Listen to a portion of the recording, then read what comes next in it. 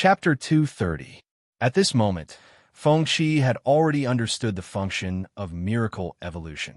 Simply put, it was to break down the unnecessary innate abilities by feeding Sanbai and turn them into innate ability points. After the innate ability was fused with the innate ability points, its strength would be upgraded.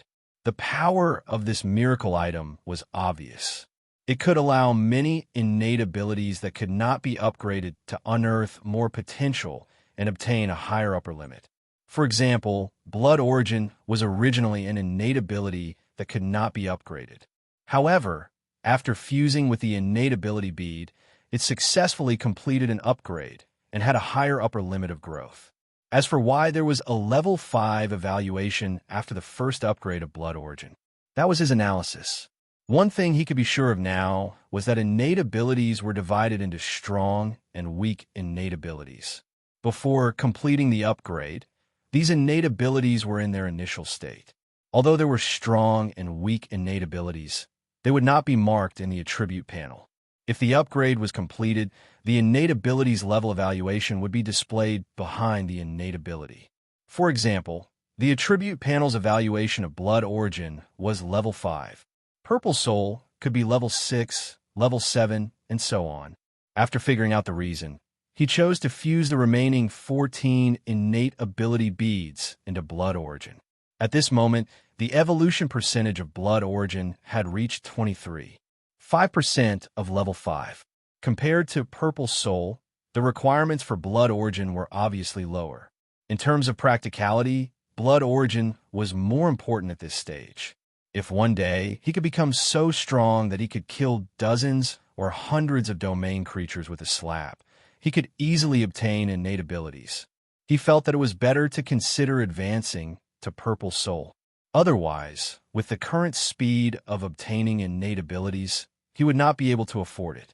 Opening his eyes, he looked at Lin Ran, who was still waiting at the side. "Ran, it's done. You've already obtained the ability to purify the mind?" Lin Ran asked curiously. "No, but I've obtained something better." "What?" "Miracle item. Let's go first. We'll talk as we walk and kill some domain creatures." Then, the two of them continued to head east. Along the way, he explained to Lin Ran that he had obtained miracle evolution and the related situation of obtaining the innate ability of decomposition and evolution. After hearing his description, Lin Ran was very surprised. He could not help but ask about the specific information of the miracle item. When he learned about the various terrifying functions of the miracle item, he couldn't help but click his tongue in wonder. "Brother Chess, after hearing your description, I feel that your ability to strip talent might also come from a miracle item." Hearing this, he couldn't help but nod. "Actually, I had such a guess a long time ago, but I didn't have any evidence. Perhaps the narration is the miracle item that gave you the ability." Feng-Chi was just about to respond when a thick purple light emerged from his chest and quickly gathered in front of him. Chirp! With a crisp chirp, the figure of the three-tailed beast appeared. "Beep! Your summoned beast, Three Tails, said that it was too bored in your spiritual sea and came out to take a breather." The three-tailed beast's purple token had already fused with him, so he was not worried about the three-tailed beast running away. He stretched out his leg and pushed Sanbai, who was rubbing against him, to the side. "Go play somewhere else. I don't have time for you." Upon hearing these words, Sanbai couldn't help but raise its head proudly. Just as it was about to swing its tail to express its dissatisfaction, it seemed to have thought of something and followed behind with its head drooping. As they searched along the way, they soon encountered another domain creature. With Lin Ran's help, he killed it effortlessly. The newly obtained ability had no characteristics, so he decisively chose to break it down and convert it into talent points. His current idea was very simple. He would keep the main movement abilities that had higher buffs in battle and break down the main movement abilities that had less effect. He would keep almost all the movement abilities unless they had very little effect. For example, tremendous strength, steel bones, and regeneration with a more useful movement abilities that did not need to be actively released to give him a buff effect. The passive innate abilities that had less effect were like the reflect and slow abilities that had been broken down just now. Slow and reflect were also passive abilities that could be triggered without being actively released. However, reality was not game. The reflect ability in the game generally had a fixed percentage of damage reflected. For example, no matter how much damage was received, it could reflect 20% damage. If that was the case, this type of ability could be considered a nomological ability. He definitely would not choose to break it down. Not only would he not break it down, but he would also nurture it well. After all, this ability had unlimited potential. If he cultivated it to 100% damage reflection in the future, he would be even more terrifying than Xiao He. However, the real situation was that Reflect needed to consume the qi and blood in his body to perform the feedback impact, and the damage value was relatively low. Moreover, there was no fixed percentage of damage reflected. Once it exceeded the upper limit of the physical body's endurance, it was equivalent to nothing. This ability also conflicted with the blood source, in essence. After all, the duration of the blood source was calculated by the amount of qi and blood left in the body. If he kept Reflect the opponent in battle, consuming qi and blood would reduce the duration of the blood source, and it would not cause much damage to the enemy. Therefore, in his eyes, the qi and blood consumed by Reflect was not as practical as throwing a few more punches in the blood source form. However, passive innate abilities like tremendous strength, steel bones, and regeneration were different. These abilities did not consume energy, and their effects were directly reflected in the increase of physical strength. In his eyes, these passive abilities were not only useful, but they also had extremely high potential for cultivation. Breaking down such abilities would undoubtedly weaken his own strength. Thinking about matters related to innate abilities, he and Lin ran headed east. Chirp! At this moment, Three Tails, who was following behind, suddenly let out a crisp chirp. The voice of the narrator was also heard at this moment. Your brother Black has passed the first level and is now approaching the second level. As the final villain boss, it's time to send out your second underling to stop him. It's decided to be the right guardian Mi Wuran. Hearing the reminder of the narrator, his heart tightened, and he immediately turned his head to look. He saw a dark cloud in the distance approaching at an extremely fast speed. Wherever it passed, everything was eaten by the psionic nanomites. The scene was extremely spectacular. Brother Qi, it looks like it's my turn. Lin Ran turned his head and looked at him with a playful smile. Hearing this, Feng Qi sighed in his heart and then said, Are you afraid? Are you kidding? Lin Ran, have never been afraid of anything since I was born. So what if I lose? Looking at Lin Ran's indifferent face, Feng Qi reached out and patted him on the shoulder. Good brother, let's continue the next timeline. Lin Ran nodded solemnly. There was no fear in his eyes. Then his body turned into a gray mist and pounced toward the black mist. When the gray mist and the black mist came into contact, the black mist instantly suppressed the gray mist and retreated. At this moment, Feng Qi turned around and continued on his way.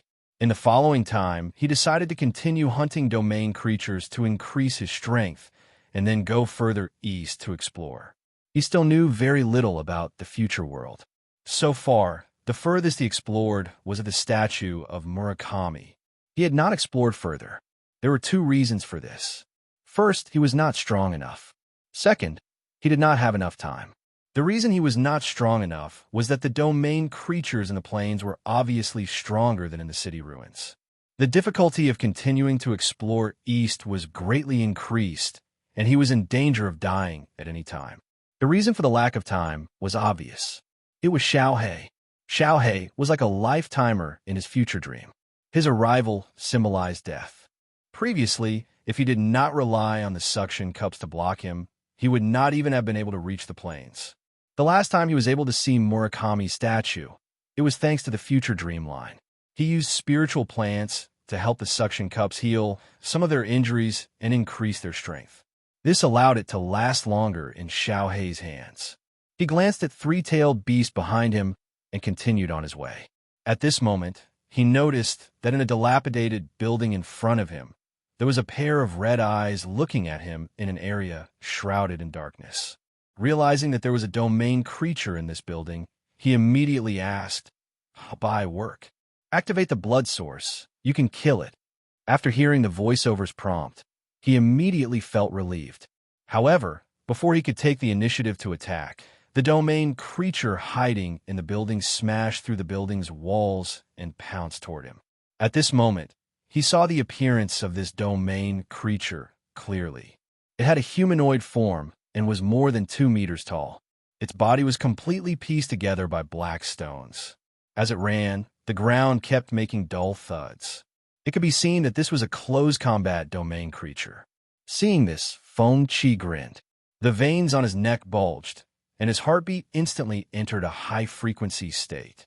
Surging blood, Qi enveloped his entire body in the blink of an eye. His body began to grow at a speed visible to the naked eye. Bang! He raised his arm that was shrouded in blood-red mist and caught the stone man's punch. His body was pushed back 3 meters, and he stopped. His body's transformation continued. As muscle tissue continued to grow, the blood giant form appeared. Boom! Surging dark green flames emerged from his body and attached to the surface of his body. At this moment, his appearance was hideous and terrifying, like a demon that crawled out of hell. His entire body was covered in hellfire. The domain creature in front of him, made of black stones, was obviously shocked by his transformation. The seemingly weak prey had suddenly turned into a terrifying monster. However, it was too late for it to escape. At this moment, Feng Qi reached out and grabbed its wrist. Instantly, dark green flames quickly spread along the contact point and attached to the surface of its body. Under the burning of the dark green flames, dark green spots appeared on the surface of the stone. The stone domain creature immediately began to struggle violently. However, Feng Qi didn't give it a chance to escape at all. His right arm suddenly exerted force, and the veins on his body instantly bulged. He lifted the stone domain creature with brute force, then turned around and smashed it on the ground. After flipping it over, his huge fist hit the stone domain creature's head hard. Sparks and gravel flew everywhere. A hint of fear appeared in the stone domain creature's eyes. Then, a second punch, a third punch. He used a violent method to continuously beat the stone domain creature. Chirp! At this moment, Sanbai's chirp attracted his attention.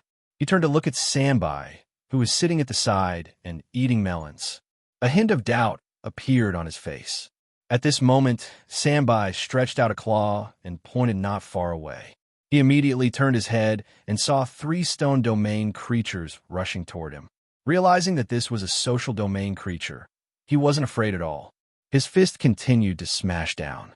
However, the stone domain creature's body defense was extremely strong, and he couldn't kill it in a short time. At this moment, the other 3 stone domain creatures had already closed in. He immediately stood up and took the initiative to meet them. After exerting force with his feet, he smashed a deep pit and directly crashed into the stone domain creature at the front. Boom! Along with the flying gravel, he sent the stone domain creature at the front flying. Then he quickly grabbed the necks of the other 2 stone domain creatures that pounced on him and slammed them to the ground. The hostility in his heart continued to rise as the battle continued. He grinned sinisterly as he grabbed the head of the stone domain creature on the right with his huge palm and stood up. Then, he used this stone domain creature as a weapon and began to violently smash the other stone domain creature. Under the ferocious attacks, the 2 stone domain creatures quickly stopped moving. When the domain creature that had been sent flying saw this scene, it didn't dare to approach anymore. However, Feng Qi wouldn't let it leave. He chose to take the initiative to attack. His figure smashed a pit under his feet as he ran. In the blink of an eye, he caught up with the stone man who was trying to escape. He grabbed the back of his neck from behind and threw it to the ground. He hugged the stone man's neck. As he exerted force, the muscles all over his body condensed. The dark green flames quickly spread throughout the stone man's body. Crack! A crisp cracking sound rang out, and the stone man under him instantly lost its vitality. However, the blood mist didn't appear, which meant that it wasn't dead yet. He continued to wave his fists and shattered the stone domain creature's body. When he shattered the rune crystal on the stone man's chest, a blood-colored mist appeared on the surface of the stone domain creature that had already stopped moving and merged into his body. Opening the attribute panel, he found that he had obtained a new ability, petrification. The specific effect was that after activating it, the surface of his body would be petrified, his movement speed would be reduced, but his defense would be greatly increased. This ability was useless, in his opinion. Only sissies would choose defense. A real man's attack was the best defense. Very high awareness.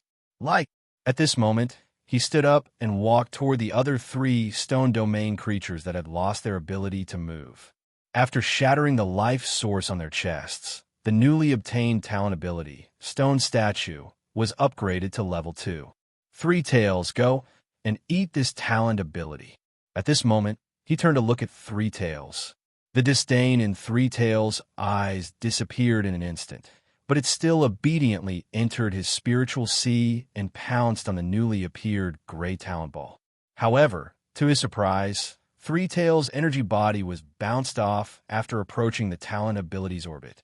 Its figure rolled several times in the spiritual sea before it stopped shaking its head. It seems that only you can touch your talent ability ball. 3 Tails can't touch it. That's good. If 3 Tails steals it and loses its ability overnight, it's despairing just thinking about it. After listening to the narrator's reminder, he imagined the scene and felt ashamed. Next, he used his consciousness to take off the gray talent ability ball that represented the stone statue and threw it to 3 Tails. 3 Tails immediately jumped up and caught the talent ball with its mouth and swallowed it. After waiting for a moment, 3 Tails opened its mouth and spat out 13 talent ability pearls in succession. He decisively integrated these 13 pearls into the blood source. After a short wait, the blood source finished digesting the talent pearls. At this time, the strength of the blood source talent had reached level 543%. However, there was still a long way to go before it could be upgraded. 5% each time, he still needed 38 more pearls to complete the second upgrade. After leaving the spiritual sea, he came back to his senses and continued on his way. Chirp! 3 Tails also came out of his spiritual sea at this time and followed him. After moving forward for a while, the blood source form ended and the muscles automatically disintegrated and dissipated. He transformed into his battle form again. 3 Tails was not surprised by the changes in his body. It continued to follow him at his feet, raising its head and chirping at him from time to time. A man and a cat gradually walked away under the blood moon. After walking for an unknown period of time, he walked out of the abandoned city area with 3 Tails and came to the familiar plain area. There were no tall buildings in this area, and one could see very far. His eyes were filled with white flowers swaying in the wind, spreading ripples one after another like waves. Along the way, he continued to kill domain creatures. His blood source strength had reached level 558%, and he was one step closer to the next upgrade. After walking for a while, he came to the sinkhole. Looking down, he could see Murakami's statue standing in the center of the sinkhole. The silver spear in her hand pointed to the sky. Seeing Murakami's statue, he could not help but think of the scene of her fighting with endless domain creatures. In the end, her life ended as the domain field completely enveloped this world. But this time, he did not come into contact with Murakami's statue. Without unlimited memory, the memories he could obtain were only fragments. How long Murakami had lived was still a mystery, and it was obviously unrealistic to read her huge memories. He knew himself well in this regard. Following the sinkhole that stretched horizontally for miles, he chose to continue on his way. While there was still time, he decided to hunt domain creatures. At the same time, he tried his best to explore and understand some changes in the future world. Along the way, the skies suddenly changed and gusts of wind blew.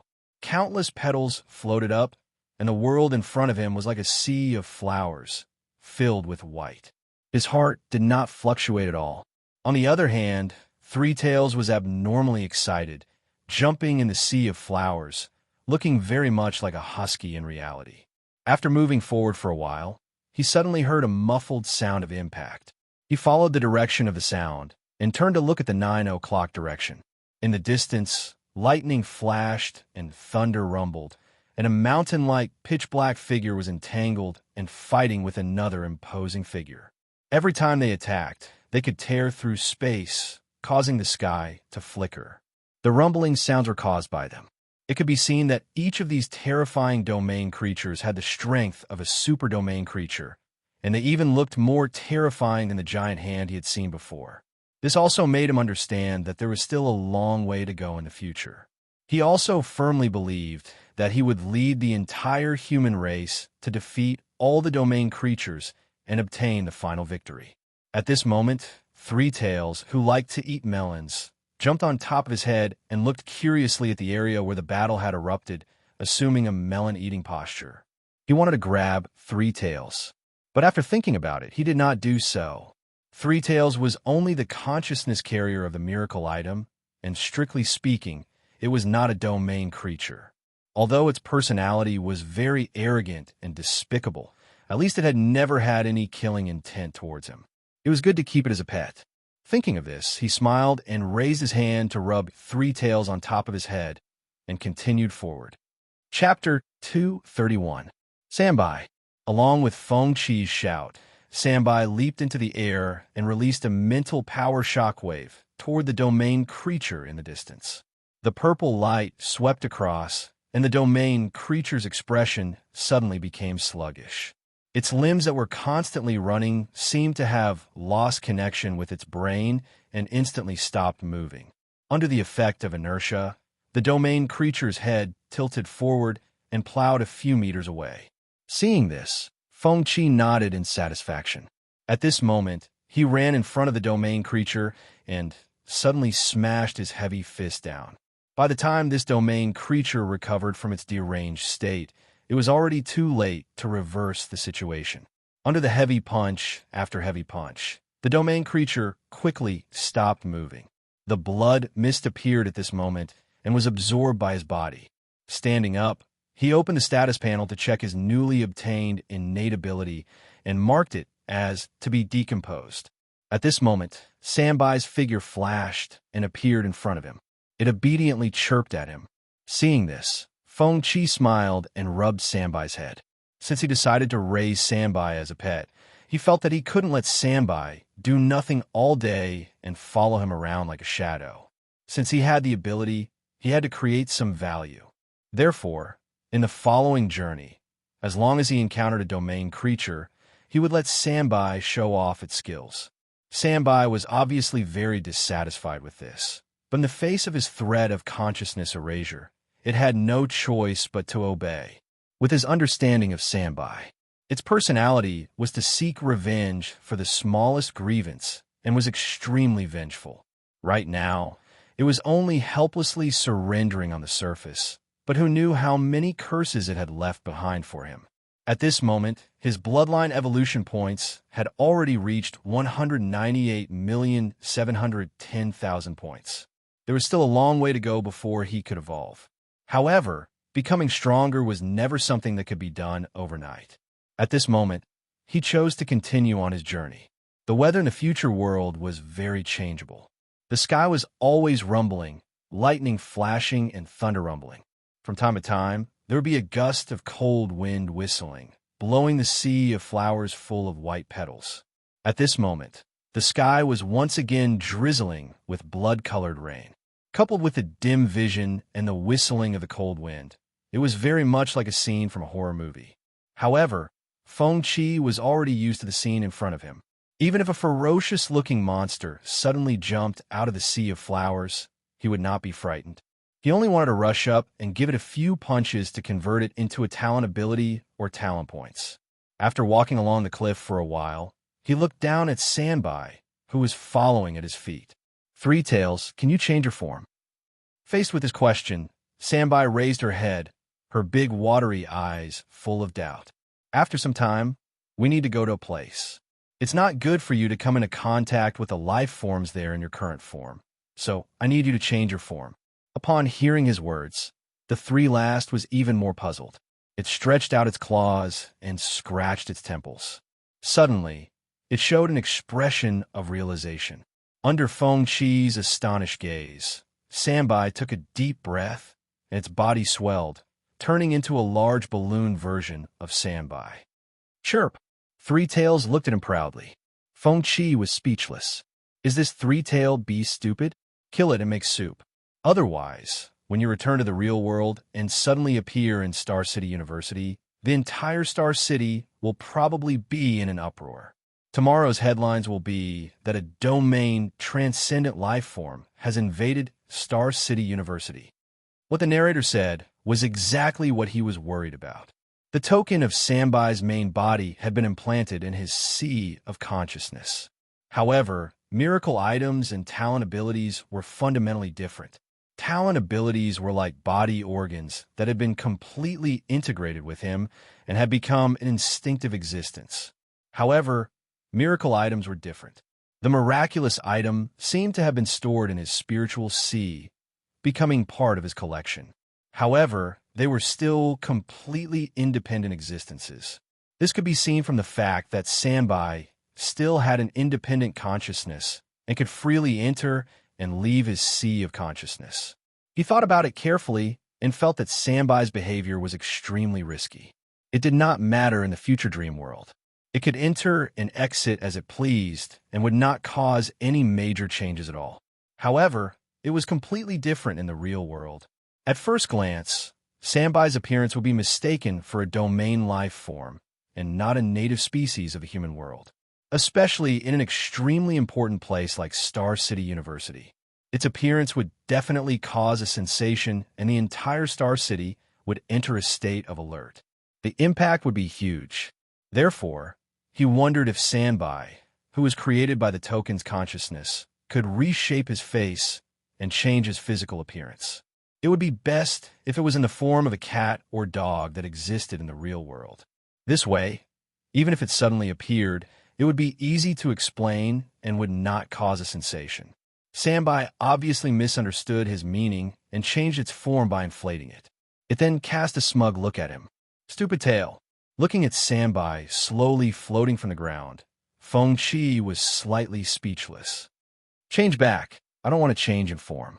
Phew. Sambai exhaled the air in its body and landed lightly. Looking up at Feng Chi, Sambai showed a thoughtful expression. You don't understand? If not, you can change your three tails into one. Hearing these words, Sambai turned around and looked at the three furry tails with a look of reluctance on its face. Can you change? If you can't, don't come out in the future. Faced with the choice between changing and confinement, Sambai fell into a mental struggle. From time to time, it would turn back and bite its furry tails, its eyes full of reluctance. He could understand Sambai's feelings for its tails. Several times when he found Sambai, it was licking its own tail. Thinking of this, he squatted down and rubbed Sambai's little head. I didn't ask you to cut off your tail. What I meant was, can you hide your tail? Sambai was stunned. Then it raised its head and nodded vigorously. Purple streams of light overflowed from Sambai's body and circled around its body. Its three tails of different colors gradually overlapped and finally became one. Feng Chi picked up Sambai, turned it up and down, and looked at it carefully. Your tail is too long. Keep it a little longer. Sambai heard this and did as he was told. Your stomach is too small. You look more like a cat if you get fatter. And your expression, don't be too human. Try to be cute. After pinching Sambai's face, Sambai's appearance changed slightly. Its big, watery eyes and furry body were somewhat similar to a ragdoll cat. Next, he continued on his journey with Sambai. They continued along the edge of the sinkhole, and white flowers were planted along the way. There was a wide field of vision here, and he could clearly see many domain creatures wandering or fighting in the plains. After walking for some time, the scenery in front of him began to change. The white tide of flowers faded, and the land in front of him seemed to have been roasted by a fire. It was charred black and stretched for miles. In the sky of this area, there were countless spiritual life forms floating. These spiritual life forms were composed of different colors and had all kinds of strange shapes. Some even looked like weapons. They floated quietly in the air, moving with the wind. In addition to these spiritual life forms, there were many white bubbles floating in the air. The surface of the bubbles was white and transparent, and there was a light blue liquid flowing inside. He reached out and touched one of the bubbles that floated over. "Huh!" The bubbles suddenly exploded, and the blue liquid inside quickly evaporated, finally turning into a golden light that merged into his body. It was like drinking a mouthful of ice water on a hot summer day, and he only felt comfortable all over. Some golden liquid also poured into his sea of consciousness out of thin air. Realizing that these bubbles were also life forms, and that killing them would increase his spiritual power, he immediately turned his attention to the other bubbles. Psychokinesis came out of his body, turning into invisible tentacles that began to poke the bubbles in this area. Accompanied by the continuous sounds of explosions, his spiritual power began to steadily increase. But at this moment, Sambai suddenly let out a cry. The voice of the narrator also sounded at this time.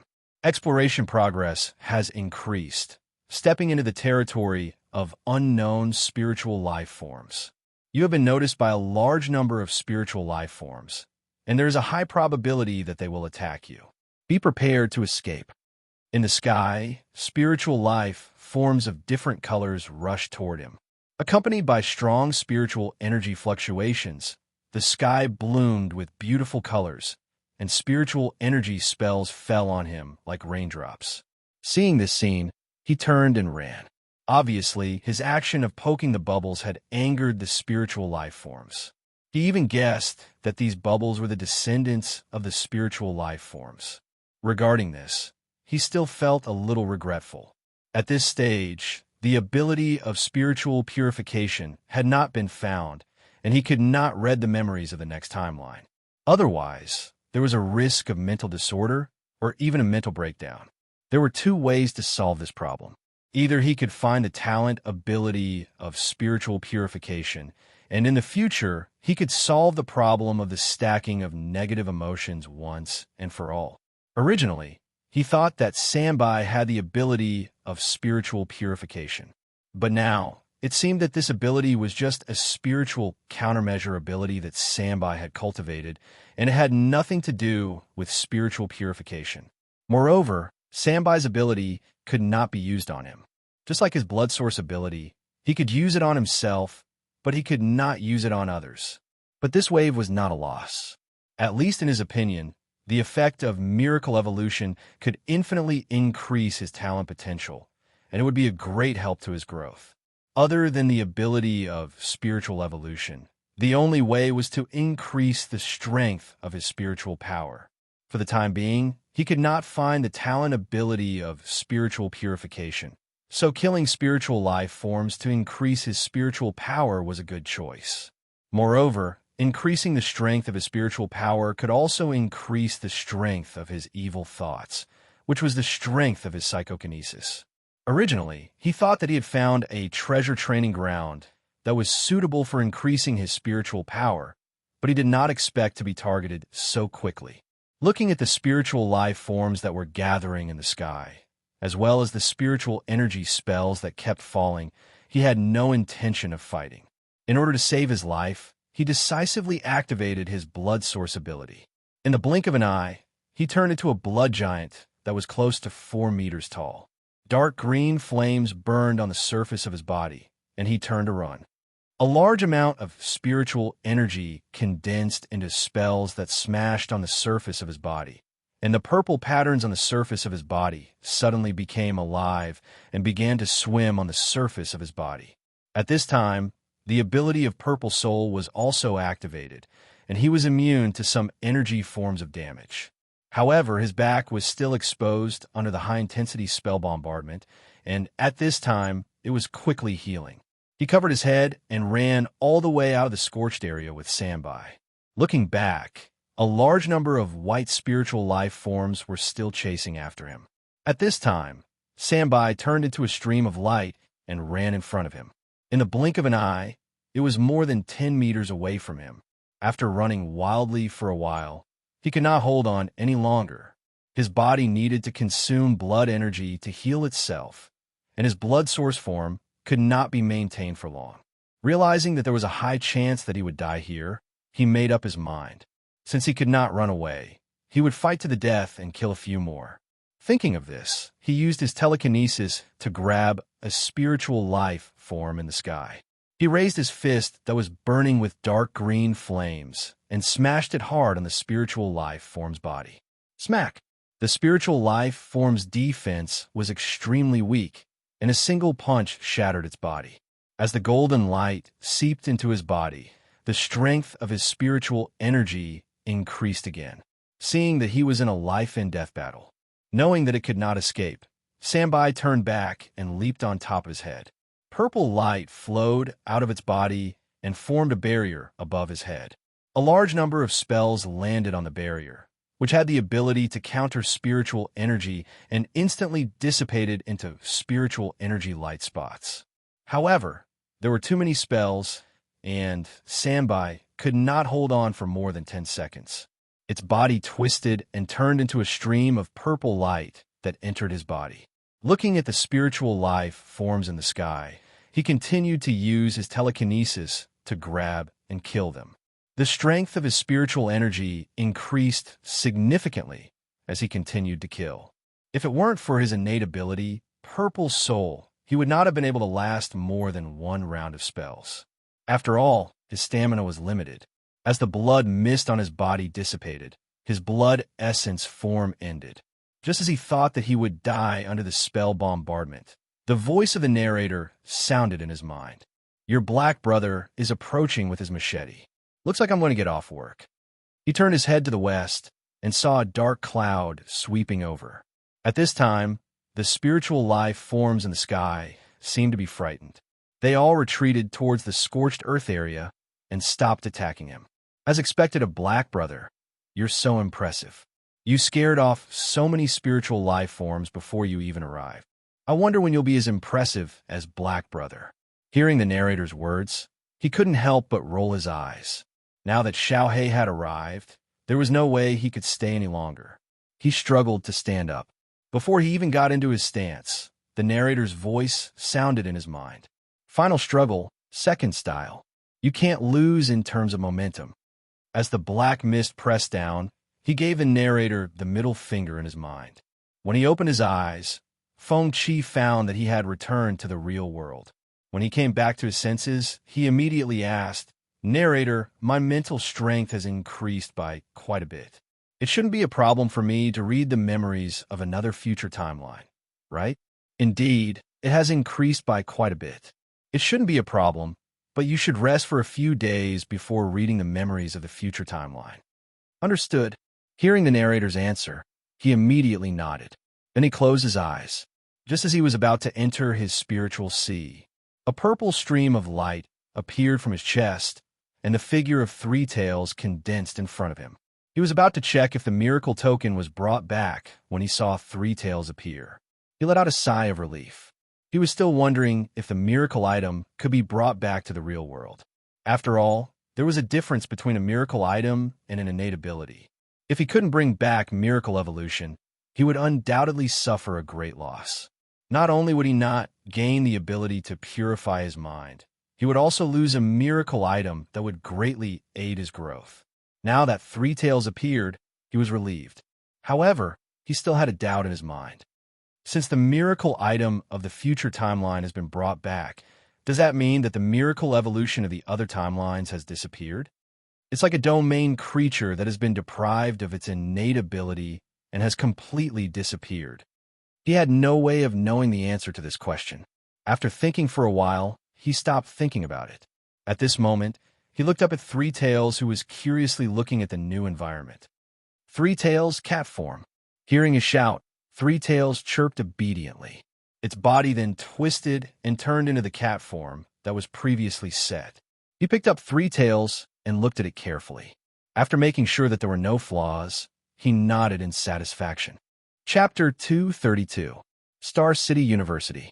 As soon as he walked into the cafeteria, Feng Qi, who had Three Tails on his right shoulder, attracted the attention of many students.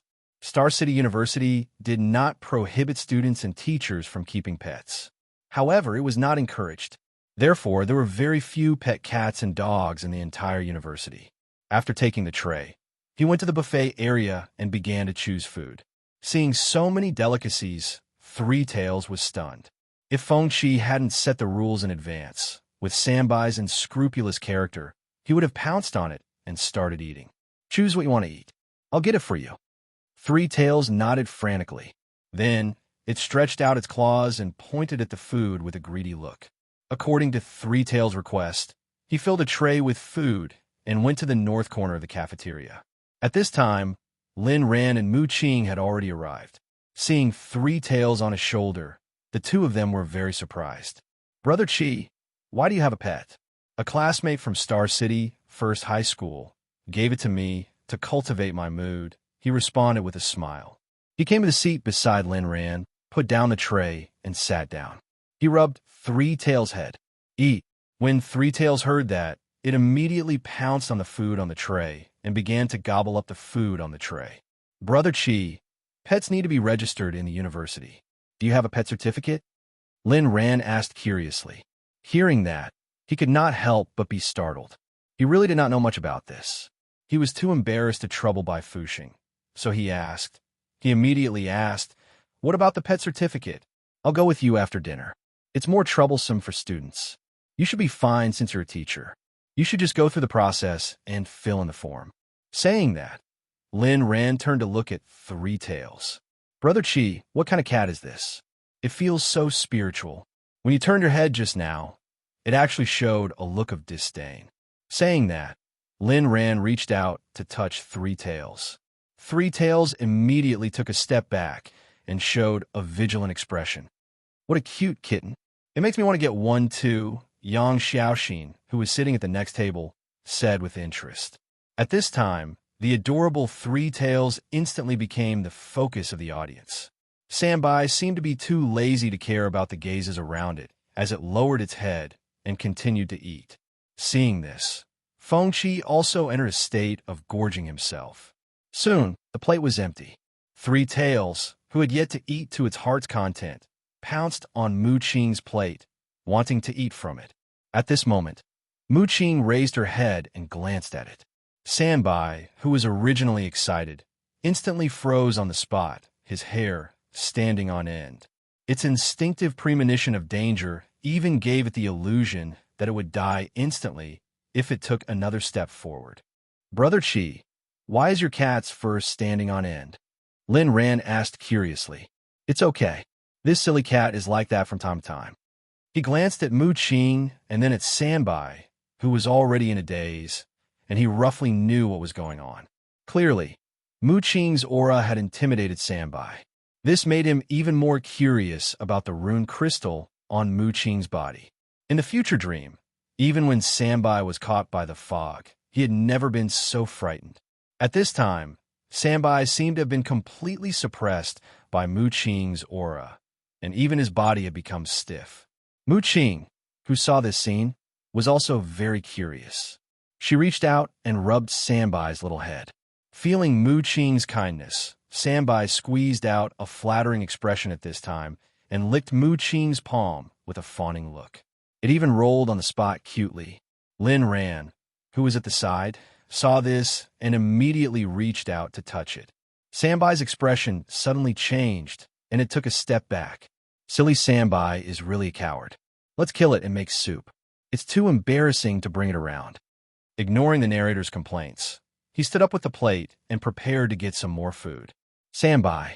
Hearing his shout, Sanbai immediately jumped from the dining table onto his shoulder. This lunch lasted for a long time.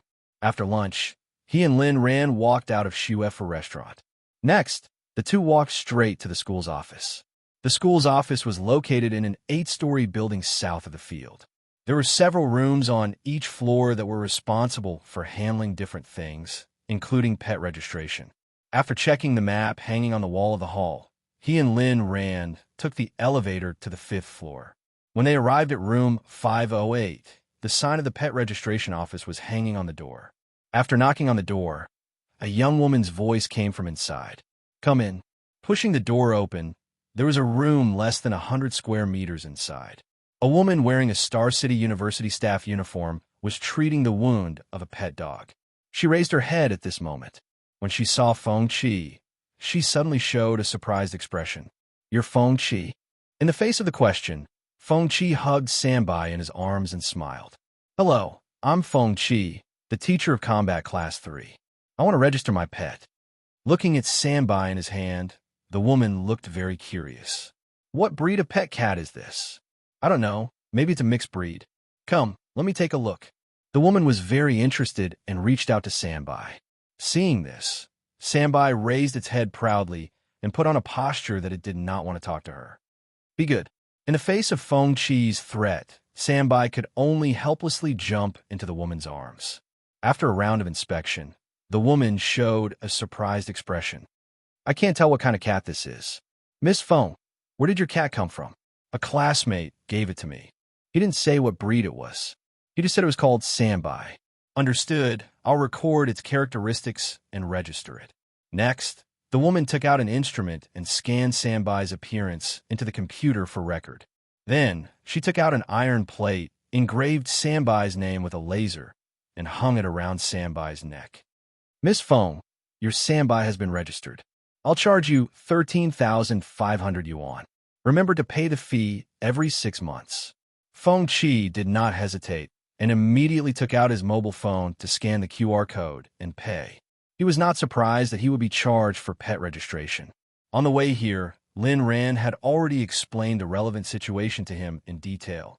The academy nurtured students and teachers, but their pets were not included in this category.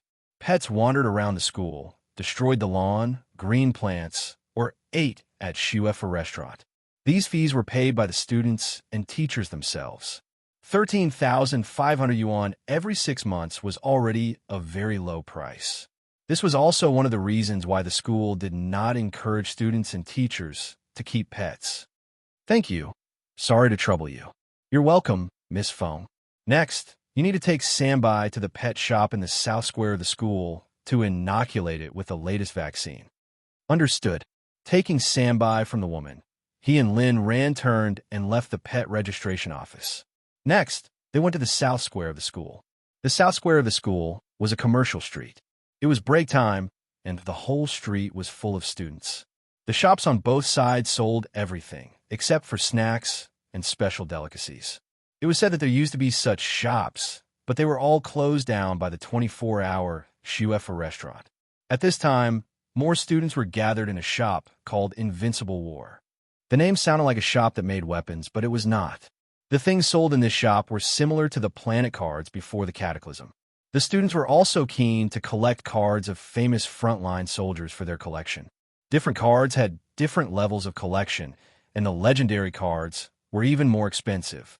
There were more than 100 shops in Star City, and they also had chain stores in other cities. In terms of income, a part of the company's income was used to purchase the portrait rights of frontline soldiers every year. The income from the cards was also paid to the soldiers in the form of a share.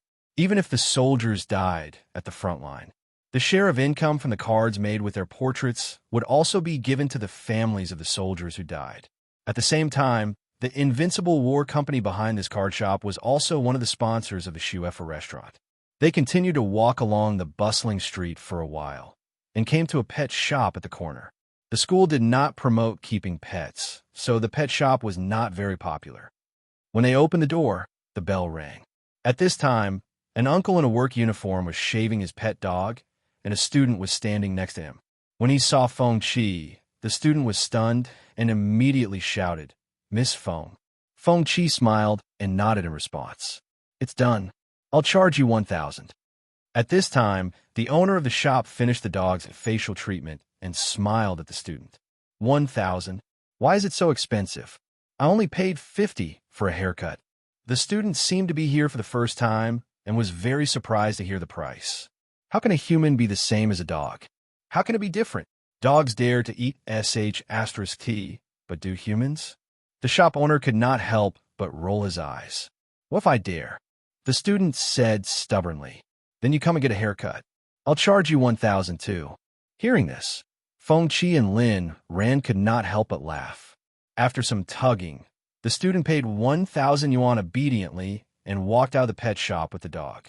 After explaining the purpose of their visit, the shop owner gave Three Tails a vaccine. During this time, Three Tails bared its teeth. If Feng Qi was not present, Three Tails might have slapped it. After being vaccinated, Three Tails had an identity in the school. Next, he and Lin Ran went straight to the school library. 3 days later, after making the Qingxin wine, Feng Qi carefully cleaned up the instrument. After that, he came to the desk and sat down. This time, he had already planned the direction of the future line. For this future line, he would focus on the path of the villain and learn more through the perspective of the territory forces. The process might be cruel, but he was mentally prepared. Some pain had to be endured. Flipping open the notebook, it was filled with the contents of the plan for this future line. 1. Join the Scarlet Institute and implant the demonic dragon rune crystal. 2. Undergo 3 years of physical adaptation training to ensure that the body is in a controllable range. 3. Cultivate spiritual immortality to further enhance your strength. Note, the cultivation speed of spiritual immortality must be slowed down. Otherwise, it is very likely to die prematurely. After reviewing the contents of the plan, he took the sake to the sofa and sat down. Unscrewing the cap, he drank 1/3 of the amount. His body temperature quickly began to rise. He called out the attribute panel and looked at the jumping percentage value. He lay on the sofa and closed his eyes. After a long time, drowsiness came. Feng Qi's expression gradually relaxed and peaceful. When he opened his eyes, it was already dark outside. Narration, Three Tails talent ability. It was like a dream. When he woke up, everything was gone.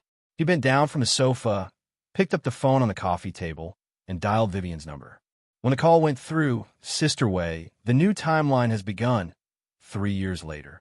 A special plane marked Scarlet Institute stopped at the winter supply area.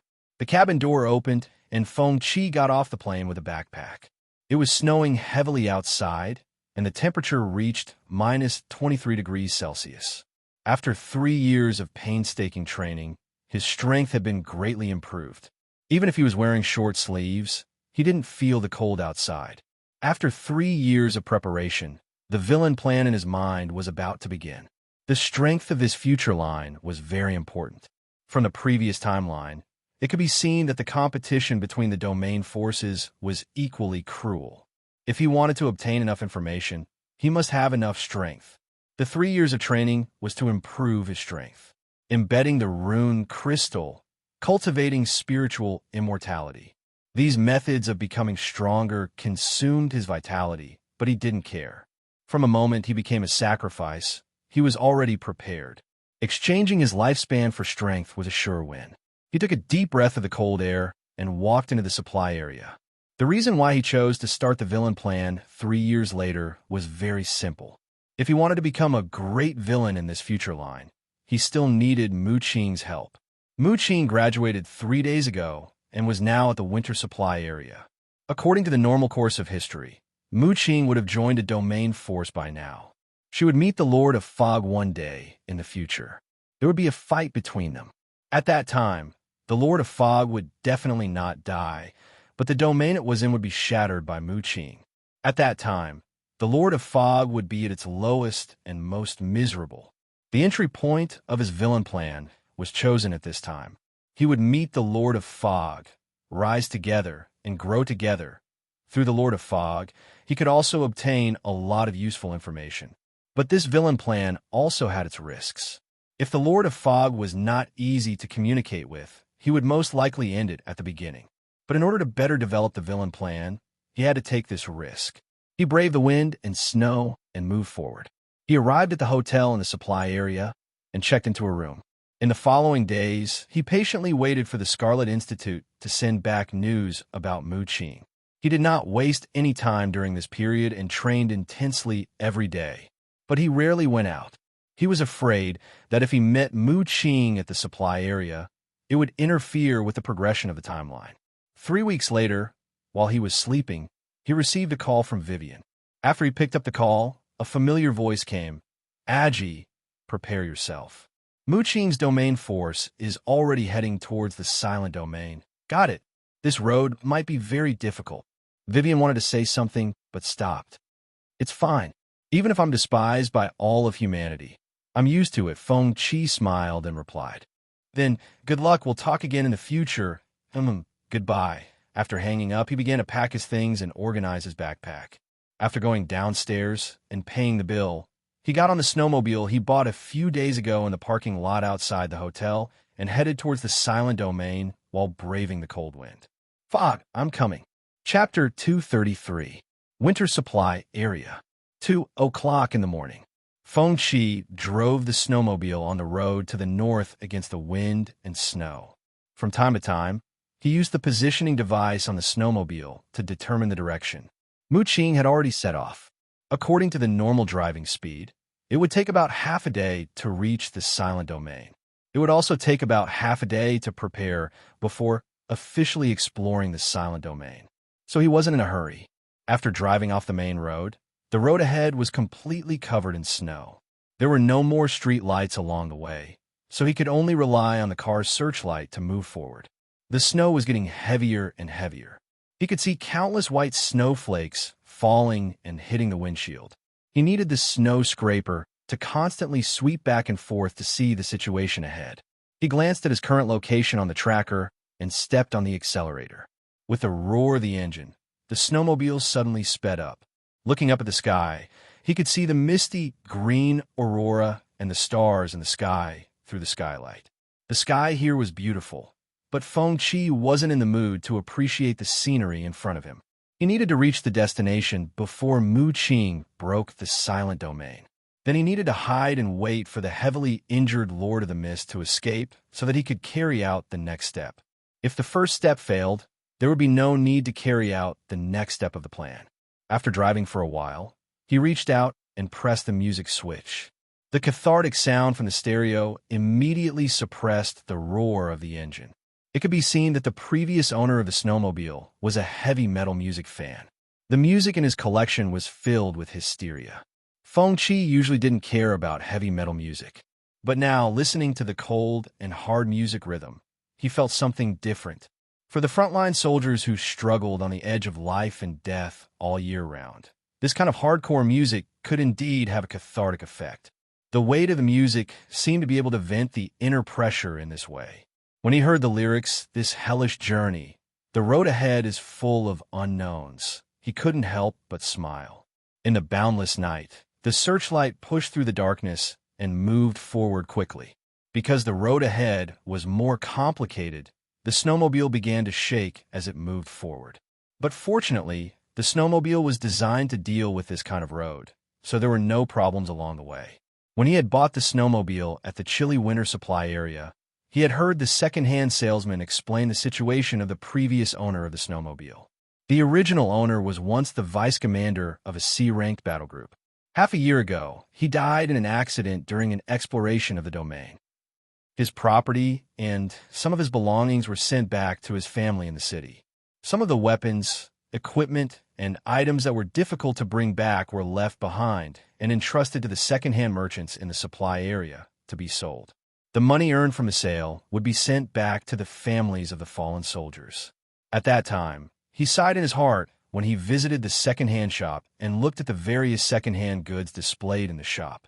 In the words of the second-hand merchants, behind every item, there was a dead frontline soldier. At this moment, the music changed. Heavy music began to play. He was very familiar with this music. It was a classic TV series from before the Cataclysm, Kuan Yu's theme song, Main Toys.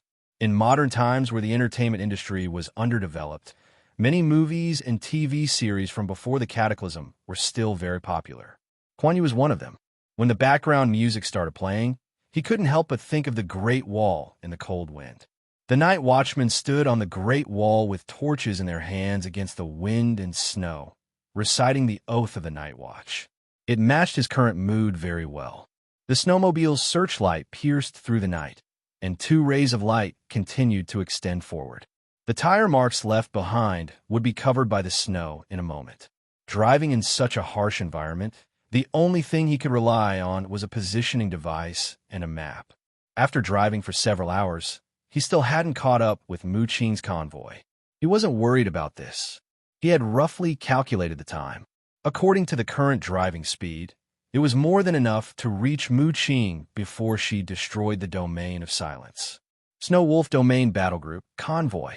In this joint exploration operation, the convoy of the Snow Wolf Domain Battle Group and the convoy of the other battle groups were next to each other, forming a long line. At this time, Mu Qing was sitting in the back of one of the military trucks, looking up at the stars in the sky, thinking about something.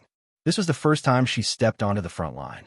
There was no fear in her heart, only a trace of melancholy. She couldn't help but think of the faces of her friends, and she remembered their farewells before graduation. In the end, Feng Qi's smile appeared in her mind, and she also remembered the words he said to her at the end of the graduation party. "Forget about the deputy captain. I've decided to stay in the Scarlet Institute to do research. If senior sister needs anything in the future, you can contact me at any time." Thinking of this, she subconsciously waved her fist, but she could understand Feng Qi's choice. In her eyes, Feng Qi was a cultivation genius better than Lin Ran. Now that he was focused on training by the Scarlet Institute, his future was limitless. In contrast, it was a waste of talent to be a soldier on the front line. In the future, they would have the same goal, but they would take different paths. Thinking of this, a touch of melancholy appeared on her face. At this time, she took out the white harmonica Feng Qi gave her and put it to her lips. The melodious sound of the harmonica sounded at this time. Wild Bull and the others sitting next to him suddenly stopped chatting and quietly listened to Mu Qing play. Everyone's heart was a little heavy on this unknown journey. They didn't know if they would be able to return safely. Before every mission, they would leave a will in advance, and this time was no exception. The atmosphere was a little heavy.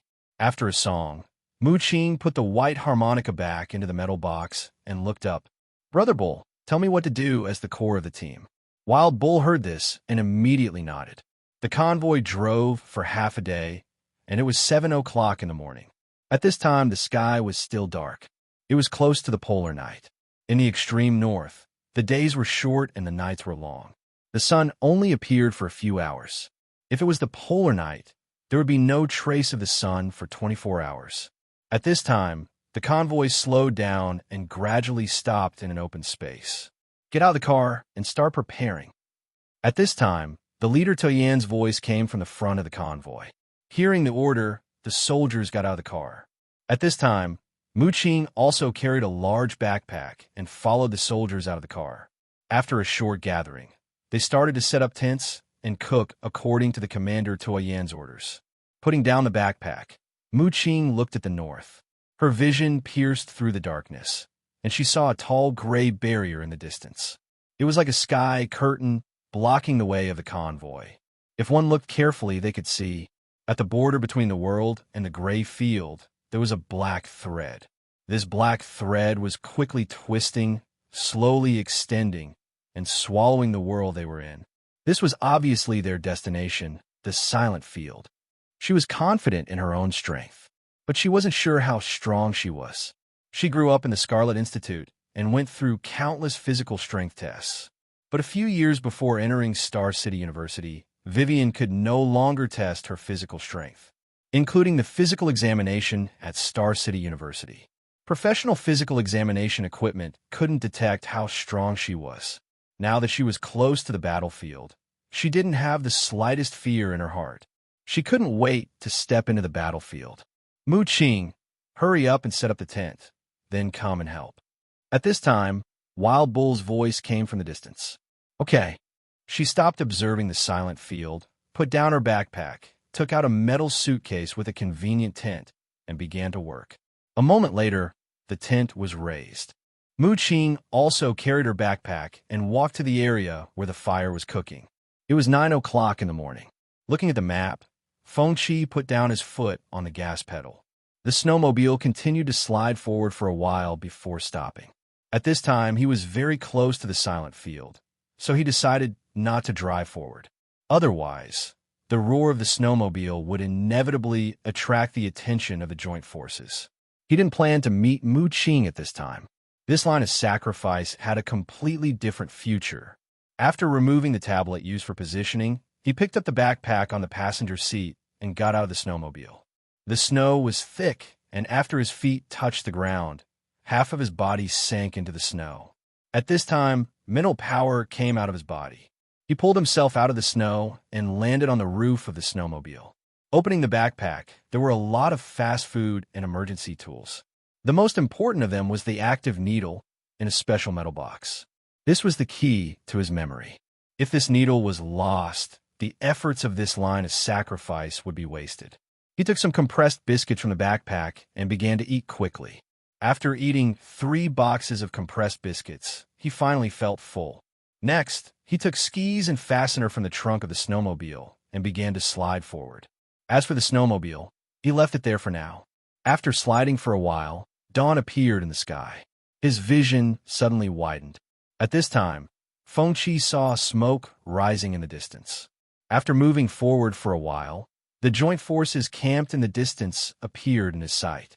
At this time, he slowed down. The joint forces were on guard, facing the silent field, so he didn't have to worry about being discovered. But to be on the safe side, he still chose to distance himself. Realizing that the joint forces hadn't started their operation yet, Feng Qi chose to lean on a large rock nearby, took off his backpack, and continued to eat. In the winter half a year, the nights in the extreme north were longer than the days, and a few hours later, night covered the earth again.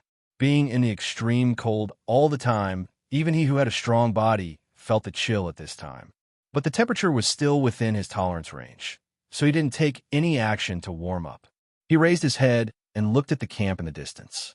At this time, it was obviously past mealtime in the camp, and the smoke was extinguished.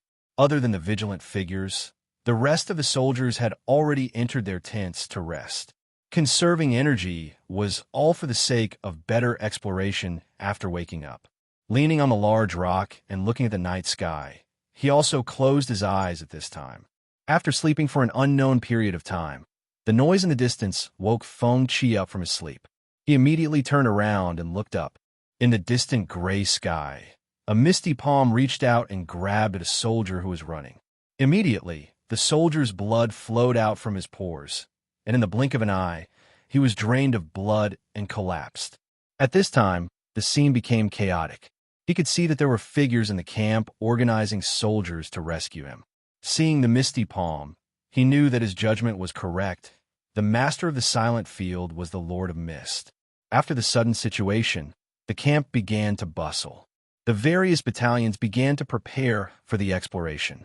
Another few hours passed, and the various battalions finally began to move. They split up and entered the silent field in one direction. Realizing that the Lord of Mist and Mu Qing were about to meet, he jumped over the large rock and slid into the silent field.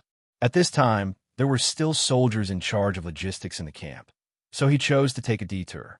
After getting close to the silent field, he didn't choose to enter. Next, he hid near the silent field and began to wait for an opportunity to appear. He wasn't sure if he could seize this opportunity. After an unknown amount of time, the ground began to tremble. Even though he was outside the silent field, he could clearly feel it. As he continued to wait, he saw a large number of figures running out of the silent field. Among them was Mu Qing. At this time, Mu Qing's eyes were glowing red, like a god of death, giving off a terrifying aura and pressure. She seemed to be unable to control herself, so she turned around and entered the silent field again. After a while, the tremors from the silent field became even more intense. It was obvious how intense the battle inside was. Feng Qi already knew the outcome of this battle, so he wasn't worried at all, and didn't need to worry about Mu Qing's safety. After an unknown amount of time, he suddenly heard a crack sound. Looking up, he saw cracks appearing on the gray domain barrier. These cracks quickly spread along with the ground's tremors. At this time, he also saw a cluster of gray mist appear in the sky, escaping into the distance. Realizing that it was the Lord of Mist that was escaping, he decisively wrapped himself in his mental power, levitated, and followed closely. The Lord of Mist was moving very quickly. Even though it was heavily injured, it wasn't something that he could catch up to, After following it for a while, he lost track of the Lord of Mist. However, he didn't panic. Now that the Lord of Mist was heavily injured, he guessed that it wouldn't be able to run very far. After flying for a while, he descended. Next, Feng Qi started a carpet search. 2 hours later, Feng Qi came to a snowy forest. He didn't think too much about whether or not he could find the Lord of Mist. He realized that he had underestimated the Lord of Mist. Even though it was heavily injured, it was still able to run so far. He didn't know where the Lord of Mist was exactly. He could only guess in a general direction. After entering the snowy forest, he continued his carpet search. After walking for a while, he suddenly saw a broken tree branch in the distance. Looking down, he saw a purple-haired young man lying under the tree with his hands in the snow. He wasn't moving at all. Seeing this, he couldn't help but smile. The next part of his plan could finally begin. With that in mind, he walked towards the unconscious Lord of Mist. After arriving in front of the Lord of Mist, he squatted down. After using his mental power to inspect it, Feng Qi's smile suddenly froze. He found that the Lord of Mist had lost all signs of life. Damn, it can't be dead, right? Chapter 234. Cold Winter North District. Heavy snow was falling, and everything was covered in silver. In the snow forest in the north, Feng Qi was dumbfounded when he realized that the Lord of Fog had lost its life force. He was planning for this sacrificial line. He needed to use the Lord of Fog as a stepping stone to investigate from the perspective of a territory organization.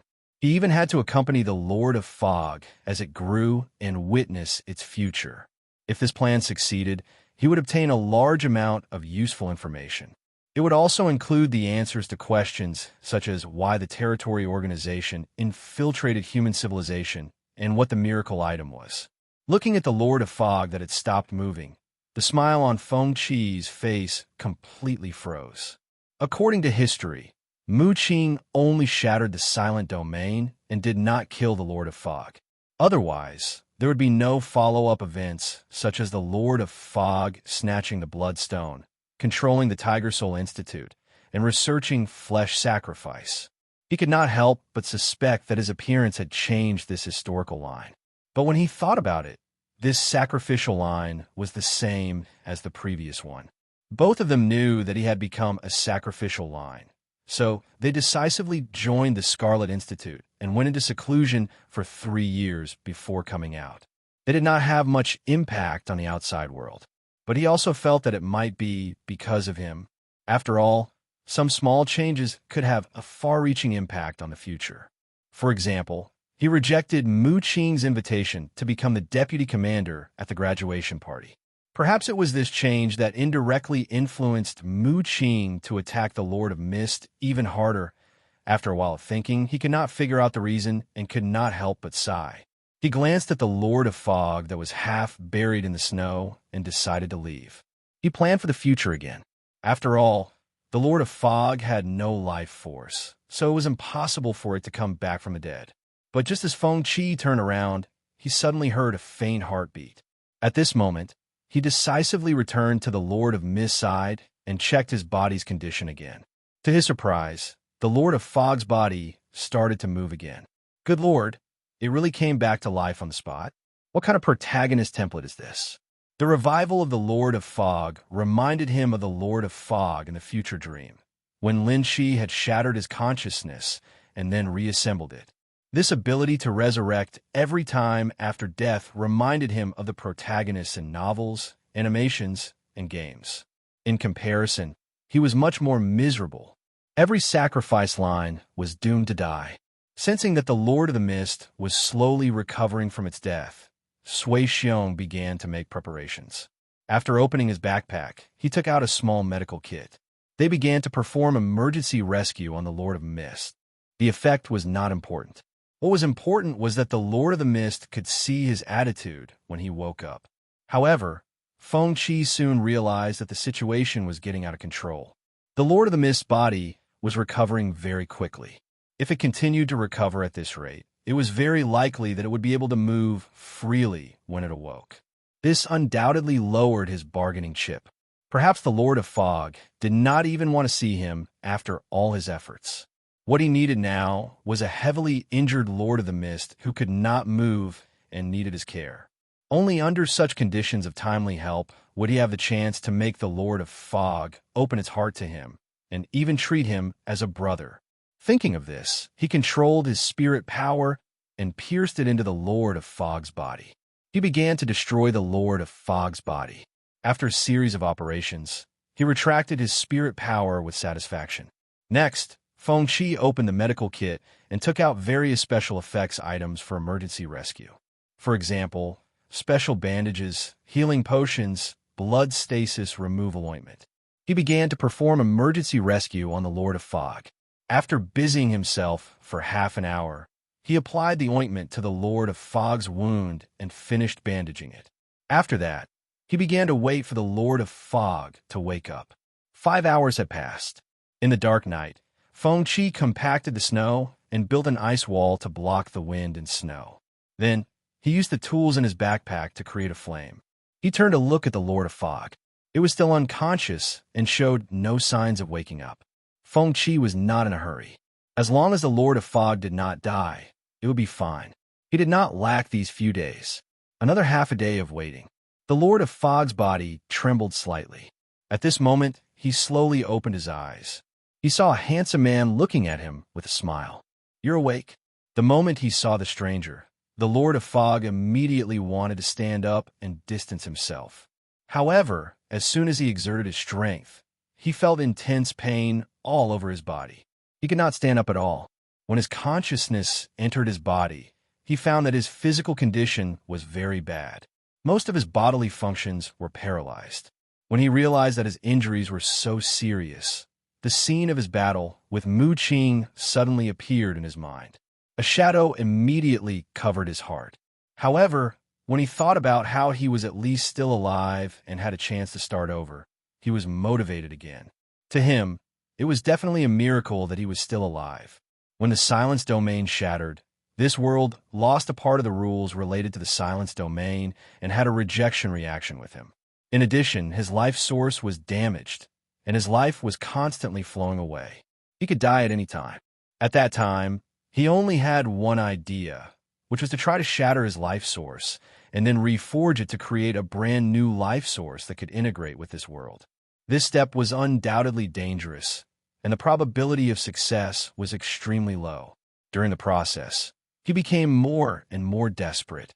Then, his vision was covered by darkness, and he completely fainted. When he woke up, he was surprised to find that his life source had been successfully reforged, and this world no longer rejected him. When he opened his eyes again, he looked at Feng Qi with slight vigilance. "Who are you?" "I don't know. I lost my memory." Feng Qi shook his head and replied at this moment. As for how to explain his situation, he had already thought of an excuse. At this time, if he said that he was also a member of a domain force, it would be very easy for him to expose that he did not know anything in the future. It was better to set himself up as someone who did not know anything at the beginning so that it would be easier to carry out the follow-up plan. When the time came, he would ask the Lord of Fog if he did not understand anything, and the Lord of Fog would not be suspicious. Hearing his answer, the Lord of Fog's face instantly revealed a shocked expression. "Lost your memory? Then why did you save me? I feel a sense of familiarity from you. So, I was wondering if you were my clansman." Looking at half of Feng Qi's face that was illuminated red by the bonfire, the Lord of Fog muttered in his heart. At this moment, Feng Qi's upper body was naked, and the clothes he was wearing covered his body. Therefore, he could see the rune crystal embedded in Feng Qi's chest. From this, it could be determined that he was also a member of a domain force. But the Lord of Fog was sure that this guy was not his clansman at all. However, the Lord of Fog felt that his actions of saving him were sincere. After all, he was now paralyzed and had no value at all. Thinking of this, he looked at Feng Qi and said solemnly, "Thank you. It's a pity that I'm not your clansman." "I don't think so either, but I feel a sense of familiarity from you, so I'll treat you as my clansman." Feng Qi grinned. Hearing this, he lowered his guard against Feng Qi. Next, the Lord of Fog asked about Feng Qi's general situation. Feng Qi's explanation was very simple. He had lost his memory more than 10 years ago and had been mingling in human society as a human. Other than that, he could not remember anything else. As for saving him this time, it was completely an accidental discovery during the mission. He felt a sense of familiarity from him, so he spent some effort to save him. After hearing Feng Qi's detailed explanation, the Lord of Fog fell into deep thought. "Did you help me reform my life essence as well?" The Lord of the Mist suddenly asked. "No." Feng Qi shook his head decisively. Hearing this, the Lord of Fog was confused. Before he fell unconscious, his life origin had not been completely reforged, but when he woke up, it had already been successfully reforged. This was very strange. With doubts in his mind, he continued to communicate with Feng Qi. He had a general understanding of Feng Qi's current situation. He had lost most of his memories and was mingling in human society, so he did not know where his future was. He had tried to find his clansmen, but he had not been able to. After knowing what had happened to Feng Qi, the Lord of Mist felt as if he was in the same boat as Feng Qi. He was looking for his clansmen, while he was reviving his clansmen. They were both working towards their goals. At this moment, he had a good impression of Feng Qi. In the next few days, Feng Qi stayed by the Lord of Fog's side. During this time, the Lord of Fog's injuries quickly recovered. Today, the Lord of Fog took off the bandages on his body, and, as his blood flowed, the ointment on his body was washed off. "Since you've recovered, I'm going to leave." Looking at the Lord of Fog, Feng Qi picked up his backpack and was about to leave. "Where are you going?" The Lord of Fog looked at Feng Qi and asked. "Didn't I tell you that I'm going to build a powerful faction? If I'm strong enough, I'll be able to find my clansmen. Even if I can't find my clansmen, I'll find my way home." Feng Qi smiled as he turned around and replied. After laying the groundwork for a few days, Feng Qi still felt a little nervous when he said these words. If the Lord of Fog said, "Let's part ways here," his plan would fail. "Do you want to join us?" The Lord of Fog asked solemnly. "What? Like you, I've lost my clansmen. Now I have nothing. Let's work together and take care of each other." After gazing at the Lord of Fog for a while, Feng Qi nodded. "Okay, let's work hard together." As they shook hands, a smile appeared on both of their faces. They braved the biting cold wind and flying snow as they set off for chilly Winter Castle. The Lord of Fog's injuries had not fully recovered, and his blood energy was thin, so he was unable to fly. Along the way, they chatted about their plans for the future. After walking for half a day, the Lord of Fog transformed into a ball of fog and followed Feng Qi. "Since you can transform into fog, I'll call you Fog. Up to you. Let's continue with my plan.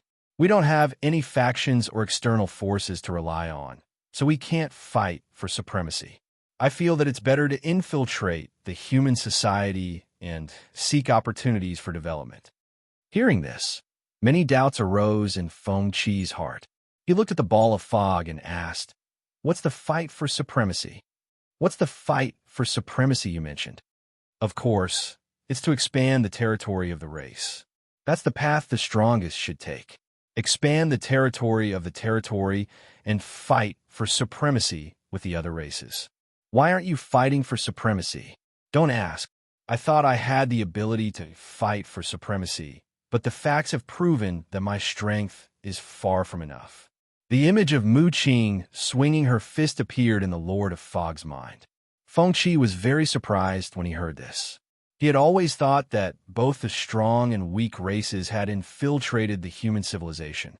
However, after listening to the Lord of Fog's words, the weak races were the ones who had infiltrated the human civilization, while the strong races were expanding their territories to fight for supremacy. He was very puzzled about this and immediately asked, "What's the matter?" He asked, "Are there no strong races among the forces that have infiltrated the human society?" "Of course there are. The fight for supremacy and infiltrating the human civilization don't conflict, but the top races that take the fight for supremacy won't focus on developing in the human society. They'll only send a small number of their people to infiltrate the human civilization and compete with the other races." Feng Qi's heart skipped a beat. What are they competing for? Their plans for the future. What do you mean? Why do they have to plan for the future? Even the strong races might not be able to escape the final arrival of the general trend. They all want to become stronger before that day comes and have the ability to resist the arrival of the disaster. What's the arrival of the general trend? You know that I've lost my memory. I don't know anything now. Actually, I'm not sure either. After all, I've never seen it before. However, I know that it will be an unprecedented disaster. Only a very small number of strong races will survive that day. As he spoke, the Lord of Fog condensed into his purple-haired, purple-eyed human form. The top races have the ability to destroy the human civilization, but the main reason why they haven't done so is that the current human society is more like a chessboard. The various races are chess players, competing with each other. No one will do something like overturning the chessboard. After all, whoever jumps out first might become the target of focus fire. The Lord of Fog's explanation was similar to Feng Qi's guess. Back then, he had discovered that the various races were very powerful. If they gathered together, they had the ability to destroy the human civilization. However, the various races in the domain did not do so. Clearly, while infiltrating the human society, they were also competing with each other. However, he still had a question. Why would the domain forces collect miracle items in the human civilization? How were miracle items born? What was the pillar god that the Lord of Fog had mentioned? He did not ask these questions directly. After all, he did not know anything. The topic had yet to involve miracle items. There would be plenty of opportunities to ask about the details in the future. Next, they began to discuss their future plans. The Lord of Fog's idea was simple. He would find a way to infiltrate the human society and seek opportunities for development. His first target was chilly Winterfell. Though the Lord of Fog did not have the intention to infiltrate the Tiger Soul Institute, he had the idea of forming a human faction and becoming a chess player with the help of a human faction. Feng Qi agreed with his decision. Compared to the competition between the various domain forces on the line of hegemony, the relatively stable human society had more opportunities for development. Perhaps it would be very painful to take this path. However, since he had decided to take the path of a villain, he felt that he had to resolutely walk it and abandon his indecisiveness. They walked in the snow for 2 days. The dry rations in their backpack were exhausted. After checking the navigation map, Feng Qi discovered that they were approaching chilly Winterfell. At this moment, they saw smoke rising in the distance. After walking for a while, a village appeared in their line of sight. Upon seeing the village, the Lord of Fog's expression changed. My form is inconvenient. Go and investigate. I urgently need blood to recover my strength. Upon hearing this, Feng Qi's heart sank. He knew that the Lord of Fog wanted to attack the village. Okay. After hesitating for a while, he nodded. He walked towards the village. 10 minutes later, he arrived at the village. The village was a gathering place for scavengers. There were scavenger warriors guarding the village entrance. Seeing his appearance, the warriors were astonished. I've been separated from the battle group. I need your help, Feng Qi said. Come in. The leader of the scavenger warriors was not wary of him and allowed him to enter. Then, under the lead of the scavenger, he came to a wooden house made of snow trees. The scavenger warrior knocked on the wooden door. After a while, the wooden door opened and a white-haired elder walked out. The scavenger warrior told the elder about Feng Qi's situation. After hearing the story, the elder turned to look at Feng Qi. Their eyes met, and a smile appeared on the elder's wrinkled face. Come in. I have something to eat. He did not hesitate and immediately followed the elder into the wooden house. The furnishings in the wooden house were very simple. There was a bonfire in the middle of the house, and there was an iron pot with hot meat soup in it. At this moment, a large sword hanging on the wall attracted Feng Qi's attention. Senior, were you a frontline warrior? Yes, it was a long time ago. The elder chuckled as he took out a bowl and chopsticks from the cupboard. He went to the bonfire and scooped a bowl of meat soup for him. Feng Qi took a big gulp of the meat soup. As the meat soup entered his stomach, he immediately felt warm all over, as if his body had been rejuvenated. He looked at the large sword hanging on the wall again. He felt like he had seen this sword somewhere before, but he could not remember where. As they chatted, he asked about the situation in the village. According to the elder, the village was very prosperous. Their scavenger village used to be very prosperous, but in recent years, the number of people had dwindled. The younger generation had basically all rushed to the front lines, leaving behind mostly the old, the weak, the sick, and the disabled. Finally, the elder gave him a path to chilly winter castle. Before he left, the elder gave him a bag of food. After leaving the village, he couldn't make up his mind. After walking for more than 10 minutes, he arrived before the Lord of the Mist, who had been waiting for a long time. He shook his head and said, "It's not convenient.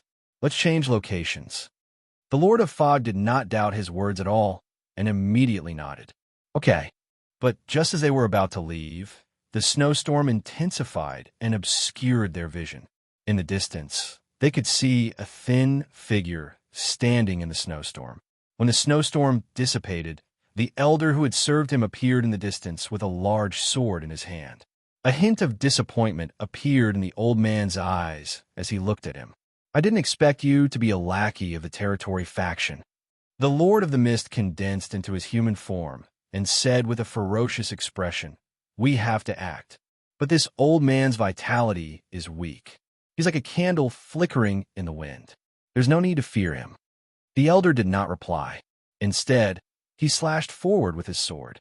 The seemingly simple slash triggered the power of heaven and earth. The snowstorm mixed with the sword intent surged forward. The Lord of the Mist could not dodge in time and was hit directly.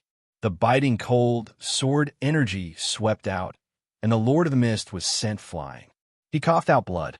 At this moment, Feng Qi looked at the old man wielding the sword and suddenly remembered who he was. Wang Jinsheng once commented on a hero in class. He was one of the war gods in the hearts of the scavengers. He once guarded the northern region with his sword for a period of time. He had killed countless territory transcendence creatures in his life and had never been defeated. He also nurtured many outstanding scavenger warriors. Many of the core members of the top 10 combat groups were nurtured by him. His existence was a legend. His identity was represented by a large sword with dragon patterns. When he was in the wooden house, he felt that the large sword looked very familiar. He did not expect to see the legendary figure, the war god Shui. But at this time, he looked very old. Counting the years, he was about 200 years old. Thinking of this, Feng Qi's heart tightened. He was not afraid of death, but he was afraid of dying before his plan could be fully carried out. Thinking of this, he made up his mind. He tightened his muscles and walked to the Lord of the Mist. The elder's eyes were cold. He slowly raised his large sword. With him, as the center, the crisscrossing sword energy radiated in all directions. The snowstorm automatically retreated. The red sword energy was piercing. The wind and snow suddenly rose. The red arc was like a roaring dragon. It pounced with the wind and snow. Behind him was the severely injured Lord of the Mist. He could not retreat. He gritted his teeth and took the attack with his body. Blood splattered. He felt as if his body was about to explode. His clothes were torn. Dense sword energy wounds appeared on his chest. They were so deep that his bones could be seen. He gritted his teeth and stood up. He looked at the elder with determination in his eyes. The Lord of the Mist could not die yet. He had to let the Lord of the Mist live. Just as the Lord of the Mist said, the elder in front of him was no longer the legendary god of war. He still had a chance. Thinking of this, he used his consciousness to touch the rune crystal. His skin turned red. His blood flowed faster. His eyes gradually became confused. The sword wounds on his body quickly healed under his powerful self-recovery ability. At this moment, he let out a roar and took the initiative to pounce on the old man. Scarlet Sword Qi flashed and attacked again. Feng Qi was sent flying again. He struggled to stand up and pounced on the elder again. He was sent flying again and again. He was like a cockroach that could not be killed. Even if his body was broken, he could still struggle to stand up and continue to attack. The Lord of the Mist, who was lying behind him, was filled with disbelief. "Because you make me feel close to you. I feel like you're one of my people." "Good. In the future, let's go together and build the strongest force." During this period of contact, He liked Feng Qi more and more. Now that he saw Feng Qi risking his life for him, the last bit of vigilance in his heart was wiped away. Feng Qi's current appearance reminded him of the people who sacrificed themselves to open up the path. They were the same. They sacrificed themselves for him without hesitation. The Lord of the Mist clenched his fists. His journey had been bumpy and failed. It was still the same even now. I can't accept this. The power of faith triggered the unknown power rooted in his body. With the support of the mysterious power, his injuries quickly healed. It was just like when his life origin was shattered. In the blink of an eye, his injuries were almost half healed. Thick mist seeped out of his body. At this moment, he stretched out his hand to grab Feng Qi and grabbed him. He glanced at Feng Qi, who was on the verge of death and seemed like he would die at any moment. Then, he swept him into the fog. The power of the origin Qi and blood was injected into Feng Qi's body. It kept him alive and began to nourish his body. At this moment, the Lord of the Mist looked at the elder with purple eyes. "You'll die, and your people won't be able to escape. You can try." The elder raised his dragon-patterned sword again. In the biting cold wind and snow, the sword energy and the mist collided, forming a vacuum around them. Even with a rotten body, the elder was still full of fighting spirit. His sword technique was different from Lu Yu's. If Lu Yu's sword intent represented the young man's indomitable will, then the elder's sword energy was like a candle struggling in the wind. No matter how the wind and snow blew, it stood firm. When the elder performed his sword technique, it was more like an ancient dance. It gave off a feeling of being a part of nature. At this moment, the elder seemed to have merged with heaven and earth. He borrowed the power of heaven and earth to trigger the sword energy. The Lord of the Mist was fighting with heaven and earth. The Lord of the Mist's power was only powerful in front of the elder, but could not really unleash its full power. This battle allowed the Lord of the Mist to see the power of a human powerhouse again. Even though the elder was old, he still had the power to crush the elder. However, as time passed, the elder gradually lost his strength. He waved his sword slower and slower, and the Lord of the Mist gradually gained the upper hand. When the mist brushed past the elder's body, he suddenly fell to the ground. He struggled to stand up. He tore off his tattered clothes, revealing a body full of wounds. There were so many wounds that they covered every inch of his skin. Behind him were his people. They had protected him for more than 200 years.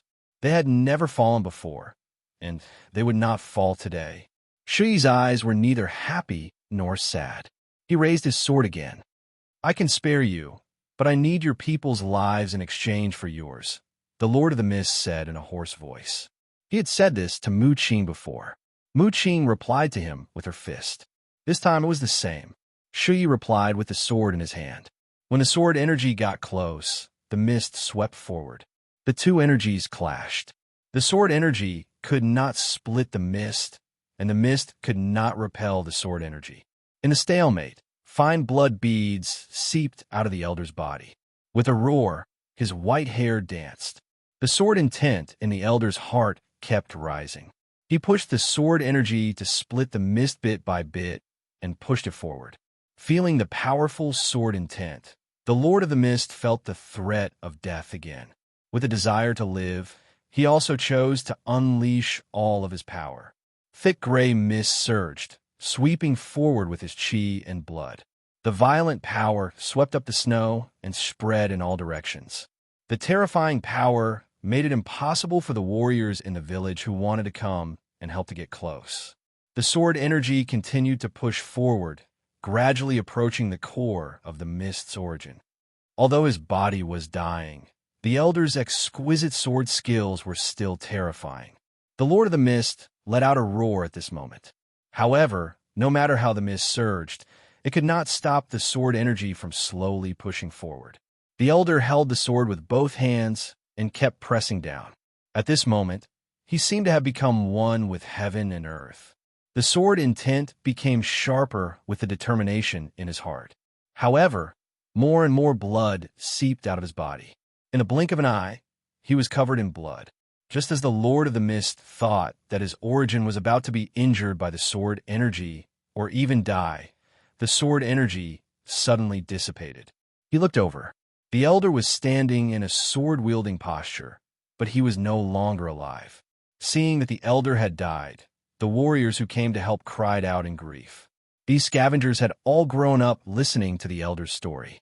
The elder had an extraordinary meaning to the entire village.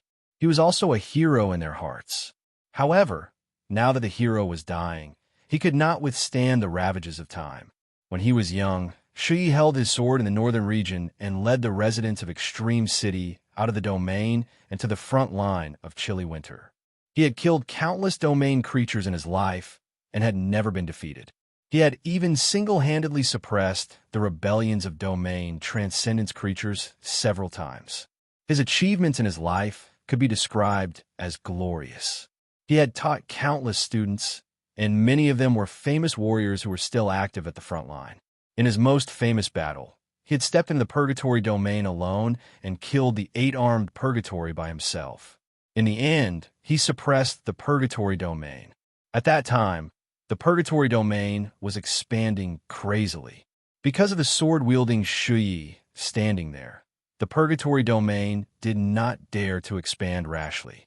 However, heroes would eventually die. No one could escape the corrosion of time and the passing of life. At this moment, Shui, who was holding the Dragon Vein sword, did not have the battle power of his peak. As his body continued to decline, even though he had the intention to kill the enemy, his body had reached its limit. In the final battle, he almost killed the Lord of Fog. However, he still died with regret. Amidst the cries of his clansmen, his figure fell in the biting cold wind. A legend of a generation had come to an end. This was the journey of humans to resist the expansion of domains. Every generation, there would be a new legendary figure. They would walk to the peak step by step, leaving behind a thick and colorful stroke in history, writing their own legendary stories. Even the domain masters who saw humans as ants did not dare to underestimate these legends. However, every era had its own legends. The era that belonged to Shui had long passed. At this moment, accompanied by the cries of his clansmen, he was buried in the wind and snow. Looking at the warrior in front of him who was charging at him with bloodshot eyes, the Lord of Fog did not feel anything. The Lord of Mist did not waver in the slightest. He had no intention of holding back. The gray fog swept forward, taking away one life after another and continuously sucking away the blood essence that overflowed from their bodies. Life was very fragile at this moment. Without Shui's protection, the scavengers were no match for the Lord of Fog. The powerful warriors in the village had already stepped onto the front line. It was a one-sided massacre. The blood that splattered dyed the falling snow red and was eventually absorbed by the fog. Half an hour later, the entire village was slaughtered. After massacring the village, the Lord of Fog gathered the fog and condensed a pure blood bead. With a wave of his hand, the blood bead fused into Feng Qi's body, who was in the air. Under the nourishment of the pure blood essence, Feng Qi slowly opened his eyes. He looked around and saw the corpses of the villagers lying in the snow. His heart was trembling, but he did not show his emotions. "Thank you," he said as he looked at the Lord of the Mist. "If I can rise in the future and stand at the top of this world, there will be a place for you by my side." The Lord of Fog blinked his purple eyes and smiled. The Lord of Fog's smile and the corpses around him were frozen in the same image. It was especially glaring. The two of them continued their journey to chilly Winterfell. Looking at the Lord of the Mist, who was still calm after killing nearly 1,000 people, Feng Qi really wanted to ask him how it felt to kill humans. However, he didn't ask these questions. He kept reminding himself that he shouldn't be indecisive, that he should be ruthless and merciless, and that he should integrate himself into the territory. But after experiencing it personally, he knew that the cruelty wasn't something he could accept. He took a deep breath and suppressed the displeasure in his heart. He looked at the Lord of Mist and asked, "What do you think?" He looked at the Lord of Fog and asked, "What is our world like?" Knowing that Feng Qi had lost his memories, the Lord of Fog explained patiently, Our world is divided into different dimensions. Our world is divided into countless spaces, and each space is a small world that is connected to each other. Your race and my race both live in their own small worlds. So when we descend into this world, there will be a domain that is incompatible with the world. This is because the way we descend is to bring the entire world with us. After listening to the Lord of Fog's explanation, Feng Qi continued asking, "Then why did you come to this world?" "There's a problem in our world. I discovered that many powerful tribes paid a huge price to move to this world. I realized the problem of the world, so I wanted to learn from the powerful tribes and open up a path. I came to this world to seek a chance of survival for my tribe. I also wanted to seek an opportunity to rise. The world that we're in will also have a general descent." Feng Qi grasped the main point. "Yes, it's worse than this world. So, all the tribes came here to seek a chance of survival and opportunity. Some tribes chose to open up a path, while some tribes abandoned their worlds and descended directly." Hearing this, Feng Qi's heart trembled. He thought of Little Remnant's tribe. Their descent method was different. Their entire tribe descended, but there was no territory field. This was the abandoned world descent that the Lord of Fog mentioned. When the Lord of Fog descended, there was a silent territory field. This was the descent of a path. Thinking of this, Sherlock asked, "What's the difference between the two descending methods?" "There's a big difference. If you descend directly, you might die suddenly the moment you descend. After all, the rules of the world we're in are different from the rules of this world. However, there's also a chance of survival. Even if you survive, there'll be many restrictions and inconveniences. Your strength will also be greatly reduced. As for the descent of a path, it's bringing the world, which is the territory field, to this world. This method of descent is the most difficult, but it'll bring many benefits if it succeeds. We just need to wait for the territory field to completely integrate with this world. Then, we won't be restricted by this world's rules. This is also the reason why the creatures inside the territory field will become what humans call territory transcendental creatures after a long time." After listening to the Lord of Fog's explanation, Feng Qi came to a realization. "What's the path that you mentioned?" "The most difficult method of descent is to break through the world's barrier and bring your own world into this world. If you're lucky, you'll descend directly. If you're unlucky, you might encounter an obstacle." "What's an obstacle?" "A group of powerhouses. They block the path to this world. If you encounter them, you'll definitely die." At this point, the Lord of Fog's eyes dimmed. "Back then, when I led my people to break through the world's barrier and open up a new path, I encountered an obstacle. My people all died in battle while escorting me to this world. After I came to this world, I swore that I would definitely revive them. This is also the reason why I desire vitality. Only with enough vitality can I condense a physical body for their souls and revive them on the spot." Hearing this, Feng Qi immediately thought of the ghosts in the fog. These were obviously the people that the Lord of Fog mentioned who had died in battle. However, he was still very curious about the obstacle that the Lord of Fog mentioned. What was that? As he pondered, he suddenly thought of the heavenly path. Could it be that those obstacles were the powerhouses of the human race? After they disappeared, they actually went to the source of the world in an attempt to stop the territory field forces that wanted to step into this world. After thinking for a moment, he stopped thinking about it since he could not figure it out. For the rest of the journey, he decided to continue following the Lord of Fog to build his territory field forces. He wanted to understand the truth of this world from a different perspective. The process would definitely be very cruel. He felt that he had to adjust his mentality. Being sentimental would only hinder him from continuing. As a sacrificial lamb, he would also be unable to complete his mission and create value. Therefore, he had to adjust his mentality and harden his heart, because in the future, similar things like today would definitely happen again. Today it was Shui. Next time, it might be other heroes. He might have to kill those who he had once regarded as heroes with his own hands and do things that were completely inconsistent with his worldview.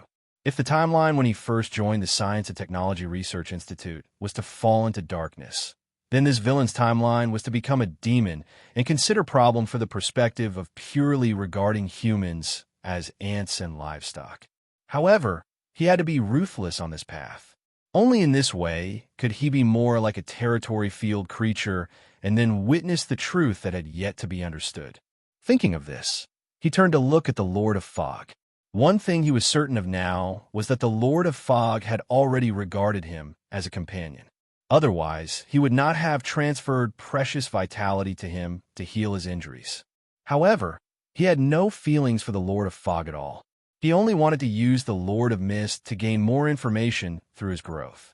If the Lord of Fog lost his value one day in the future, he would not hesitate to completely erase him in reality and not give him any chance to develop. At this moment, the Lord of Fog grinned at him. "How's your recovery?" Seeing this, Feng Qi also smiled. "I'm fine now. Thank you." After pondering for a moment, he continued. "Fog, if I find my clansmen in the future, I'll definitely form an alliance with you and plan for the future together." "All right, it's a promise." In the biting cold wind, they each had their own thoughts as their figures gradually faded away. Chapter 235. Winter Castle.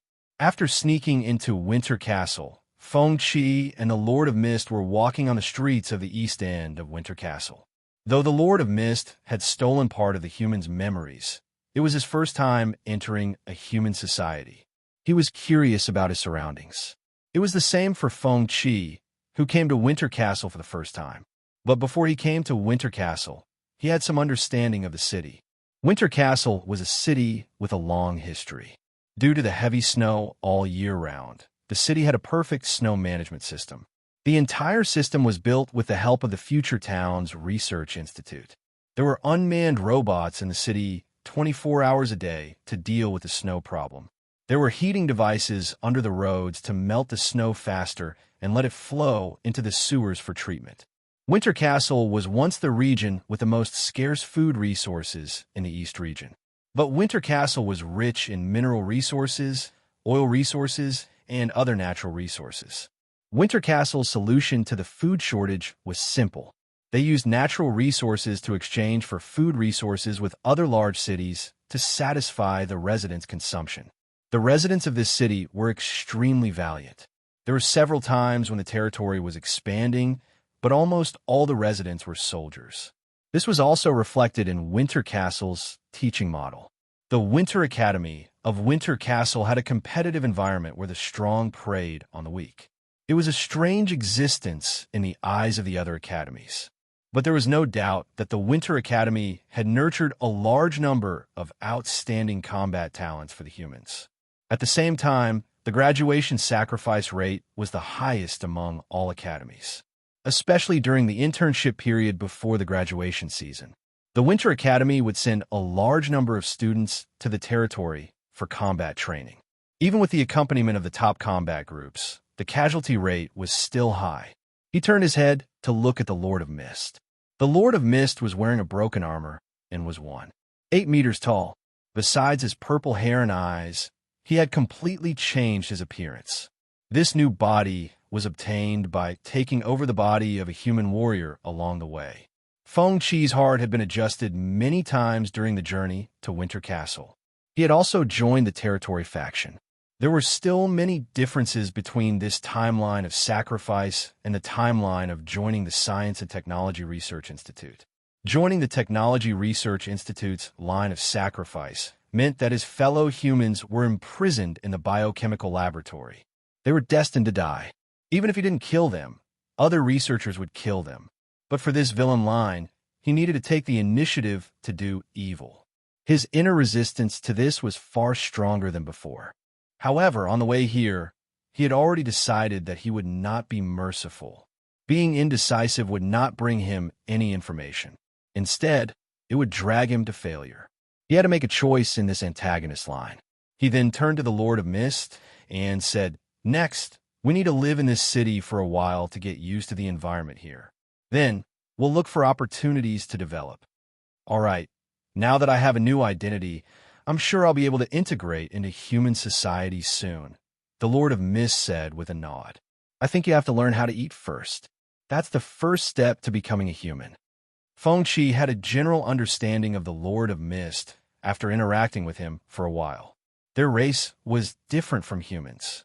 They did not need to consume food to obtain nutrients. Instead, they mainly absorbed the blood of other creatures to provide the energy needed to operate their bodies. I will. Just stuff it into your mouth. The Lord of Fog appeared very calm. The way you eat is soulless. Putting food into your mouth is just the first step. Next, you need to chew your mouth and change your expression. The Lord of Mist kept nodding as he listened to Feng Qi's explanation. Although he had taken part of the memories of the body's owner, these memories were very fragmented and incomplete. More importantly, even though he had obtained the memories, he did not have the feeling of personally experiencing it. It was like flipping through a textbook and understanding the content, but it was completely different from experiencing it personally. At this moment, Feng Qi was like a teacher, constantly explaining the structure of human society to the Lord of Mist. In fact, the Lord of Mist would find out about this sooner or later. What he needed to do was to speed up this process and help the Lord of Mist grow faster. He even wanted to use the Lord of Mist to try and fight against other organizations and other domains, using a violent method to learn the secrets of other organizations and other domains. The Lord of Mist was the core of his sacrificial line. The stronger the mist, the smoother this sacrificial line would be. As they chatted, they crossed the sidewalk and walked to a Chinese restaurant across the street. They decided to have a real battle. Feng Qi was very satisfied with this meal. However, the Lord of Mist was extremely aggrieved. His digestive system was completely different from a human's. The basic function of a human's digestive system was to ingest, transport, digest food, absorb nutrients, and excrete waste. However, the Lord of Mist's digestive function was only to convert energy and absorb vitality. This caused food to enter his body, and he needed to actively grind it into powder, suck out the nutrients, and then find a way to expel it out of his body. It was as if a foreign object had been stuffed into his body, and it was really unbearable. After finishing the meal, the Lord of Mist followed Kiran to the trash can and spat out everything it had eaten. A smile appeared on Feng Qi's face as he looked at his sorry state. "What are you smiling about?" The Lord of Mist glared at him. "You'll get used to it. Since you plan to hide in human society, this bit of suffering shouldn't be a problem for you, right?" "There's nothing to be afraid of," the Lord of Mist said with a calm expression. "Let's go. Follow me to the library. I'll give you a better understanding of human society." Feng Qi turned and walked towards the towering, chilly winter library number 2. The Lord of Mist lowered his head to look at the food scraps in the trash can and followed Feng Qi's footsteps. With great ambitions for the future, he would definitely adapt to human life. He would look for an opportunity to rise up. 5 months later, with great ambitions for the future, Zhang Zian left. The Lord of Mist joined a steel mill in chilly winter and became a glorious worker. This step wasn't proposed by Feng Qi. It was the Lord of Mist's choice to adapt to human life. He would interact with humans by working as a worker and at the same time understand human living habits. Before this, Feng Qi and the Lord of Fog had already changed jobs many times. Basically, they changed jobs once a month. During this period, the Lord of Mist's understanding of human society became clearer. After work, Feng Qi and the Lord of Mist went to the park restaurant that they frequented. After ordering, Feng Qi smiled and looked at the filthy Lord of Mist. "How is it? How's the adaptation?" "It's all right. I think we can end our life experience early. Don't waste time on this." Upon hearing this, Sherlock nodded. "What's next? What do you plan to do next?" "I've analyzed human society. If you want to stand at the top and plunder resources, there are 3 choices. The first option is to establish a research institute. As long as this research institute has sufficient strength, it will be able to obtain a large amount of resources from a city. It can even be provided by other cities on their own initiative. It will also be able to access a lot of confidential information, which will be very convenient for our development." Upon hearing this, Feng Qi was taken aback. He didn't expect the Lord of Mist to have the idea of establishing a research institute. The difference was that the Lord of Mist wanted to establish his own research institute, but later on, he chose to infiltrate the research institute. The second choice is to join the city defense force and become a high-ranking officer. This route can also obtain information and resources, but I don't think it's suitable for us. Joining the army won't allow us to advance quickly. The third choice is to establish a domain battle group. This is the simplest of the three. It also has the least amount of information, but the advantage is that it can quickly build up our forces. Feng Qi nodded at this moment. Then what's your choice? Establish a domain battle group and nurture our first batch of forces. Looking at the Lord of Mist, who had already made his decision, he smiled and raised his wine glass. My thoughts are the same as yours. Cheers! The Lord of Mist grinned and raised his wine glass. After finishing the liquid in the wine glass, he looked up at the Lord of Mist. Next, let's go to the cold winter supply area and register as frontline warriors. Upon hearing this, the Lord of Mist suddenly shook his head. Let's change places. Let's go to Old Time City. Why? He couldn't help but ask curiously. In the previous sacrificial line, he had met the Lord of Mist at the supply area in Old Time City. However, he didn't know why the Lord of Mist would go all the way there. If he wanted to form a domain battle group, the cold winter supply area was also a good choice. In comparison, the Lord of Mist was clearly the most familiar with this place. Faced with his question, the Lord of Mist's face revealed an awkward expression. There's a very terrifying person here. I'm afraid that she'll remember my aura. If we encounter her, we might be doomed eternally. Feng Qi laughed inwardly when he heard this. He also realized that Mu Qing had been too harsh on the Lord of Mist and had traumatized him. Otherwise, he wouldn't have changed places. He was afraid that he would encounter Mu Qing again in this area and be beaten up again. It would be fine if he was beaten up, but he might not be so lucky this time. It was hard to say if he would be beaten to death by Mu Qing. Thinking of this, he asked with a puzzled expression, "Which person? You're so strong, but you're still not a match for her?" Hearing this, the Lord of Mist became even more awkward. Actually, she's not that strong. She's just slightly stronger than me. I'm not her match now, but my growth potential is far higher than hers. I'll definitely be able to defeat her in the future, but I still have to avoid her for now. Don't tell me your serious injuries were caused by that person. She didn't have a good time either. She was also seriously injured. She might be dead now. Looking at the Lord of Mist who said this with a calm expression, Feng Qi applauded him in his heart. In front of him, who knew the history, he was pretending to be strong. No matter what species, it was in their nature to pretend to be strong. As they chatted, night fell. After paying the bill, he returned to the staff dormitory with the Lord of Mist. After some packing, he and the Lord of Mist bought plane tickets to Old Time City. Before leaving the staff dormitory, he carefully checked his backpack. Naturally, he didn't forget the most important active needle. During this period of time, he had been with the Lord of Mist. To be on the safe side, he didn't contact Vivian, so the active needle in the metal box was very important. He already had a tracking device implanted in his brain. As long as the active needle could be used in time, the Scarlet Institute would detect his physical condition and take action.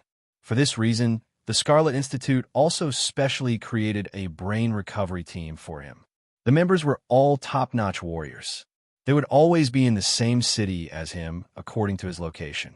This was to ensure that in case of an emergency, they would be able to retrieve the brain in time. As for whether the recovery would be successful, Feng Qi wasn't sure. After all, there was a probability of an accident, and there was no guarantee of a 100% recovery.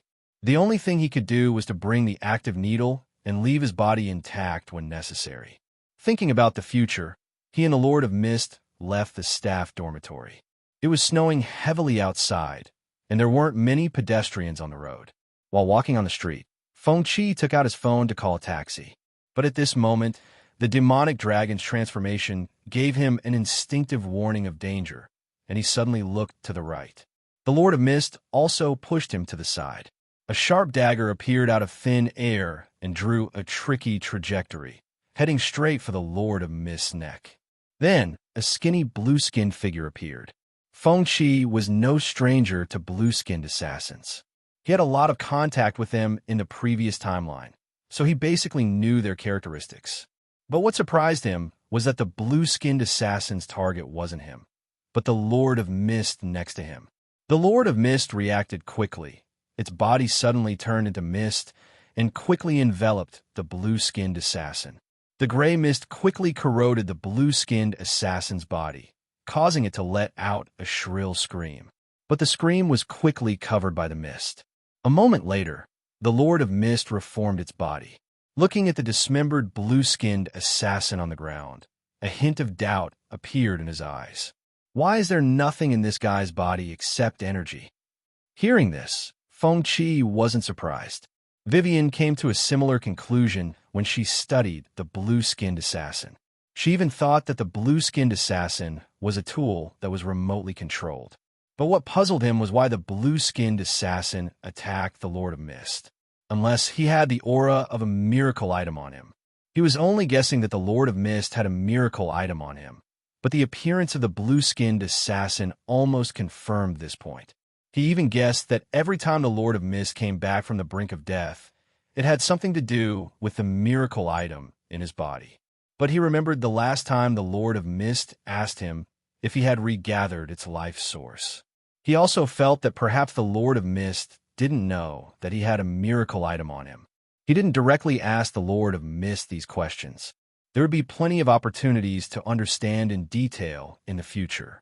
After the interlude, although the Lord of Mist wondered why he was assassinated, he didn't pay much attention to it. The two of them analyzed the origin of the blue-skinned assassin and came to the street outside the staff dormitory. Along the way, they used their phones to hail a taxi and set off in the direction of the airport. It was already late at night when they arrived at the airport, but the airport was still brightly lit.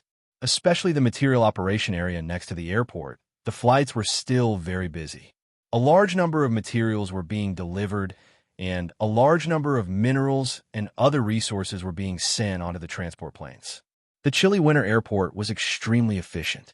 After waiting for about an hour, they began to line up to board the plane. A moment later, the plane flew into the night sky in bad weather, facing the wind and snow, and set off in the direction of Old Sun City. Chapter 236, East Old City. After waiting for more than half a day, the flight finally arrived at Old City Airport. This was also Feng Qi's first time in Old City. In the previous timeline, due to the escort mission, he led the members of the Dawn Legion directly to the Old City East Supply area. He had never been here before. After getting off the plane, he could see the blue sky when he looked up. Old City's environment was the most suitable for living among the 5 major cities in the eastern region.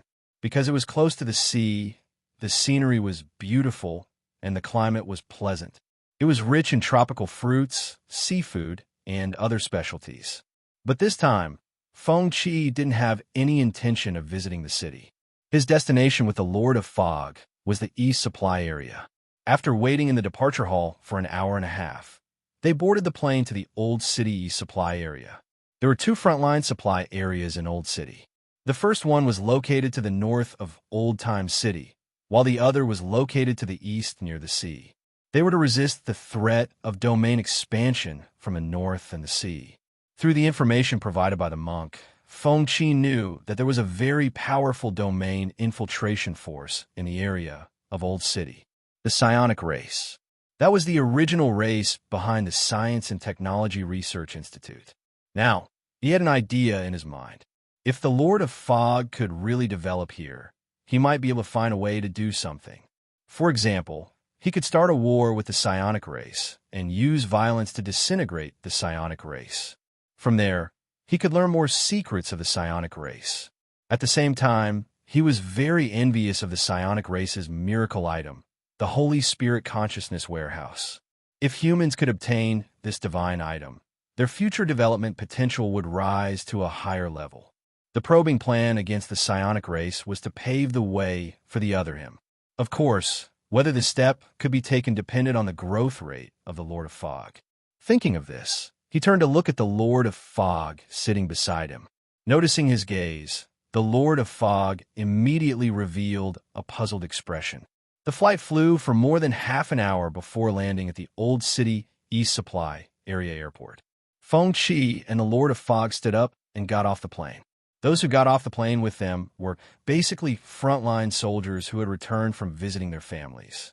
After a short rest, they came to the cruel front line again. After opening the map to check the situation in the supply area, Feng Qi led the Lord of Fog to the recruitment hall. Along the way, the Lord of Mist looked around curiously. Coconut trees and banana trees were planted around the airport. When he looked up, he could see countless seabirds chirping and flying in the blue sky. When he looked to the east, he could see the blue sea with waves crashing onto the beach. Compared to chilly Winterfell, this is like another world. When he heard the Lord of Fog's lament, Feng Qi was stunned. Don't we have 4 seasons in our world? Of course not. Every domain in our world is a fixed environment. The 4 seasons will not change. I see.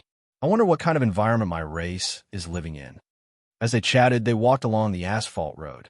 After walking for an hour, a towering building appeared in front of them. The appearance of the old-time city's recruitment hall was very unique. It looked like a rock spreading its wings and soaring in the sky. Walking into the building, they took a number and began to wait. The process of registering as a domain warrior was not complicated. There was a special scanning machine at the service window for identity authentication. After the scanning was completed, the registration could be completed. However, completing the registration did not mean that he had become a domain warrior. The staff in the recruitment hall would also conduct a manual review of the registrant's resume. For example, he graduated from an academy, or his physical strength after the previous physical examination, and so on. These reviews were very necessary. There were always hot-blooded, ordinary people who wanted to become frontline warriors. This group of people might not even know about cultivation. If they enter the battlefield, they would only be a burden to their teammates. They would not be of any help to the frontline. If they encountered such people during the review, the reviewer would reject the application. This was only the first review checkpoint. If they passed the review of the staff, the registrant's information would be sent to the secretary of the battle group for selection. Unless one graduated from a top-notch academy, had high growth potential, or was very strong, no battle groups would want to recruit a cultivator who had become a cultivator halfway through their journey. But this time, Feng Qi and the Lord of Fog did not intend to take this path. They intended to form their own domain battle group and directly skip the selection checkpoint. While waiting, the broadcast sounded. Number 2352, processing service at window 3. After hearing the broadcast, Feng Qi walked to the window.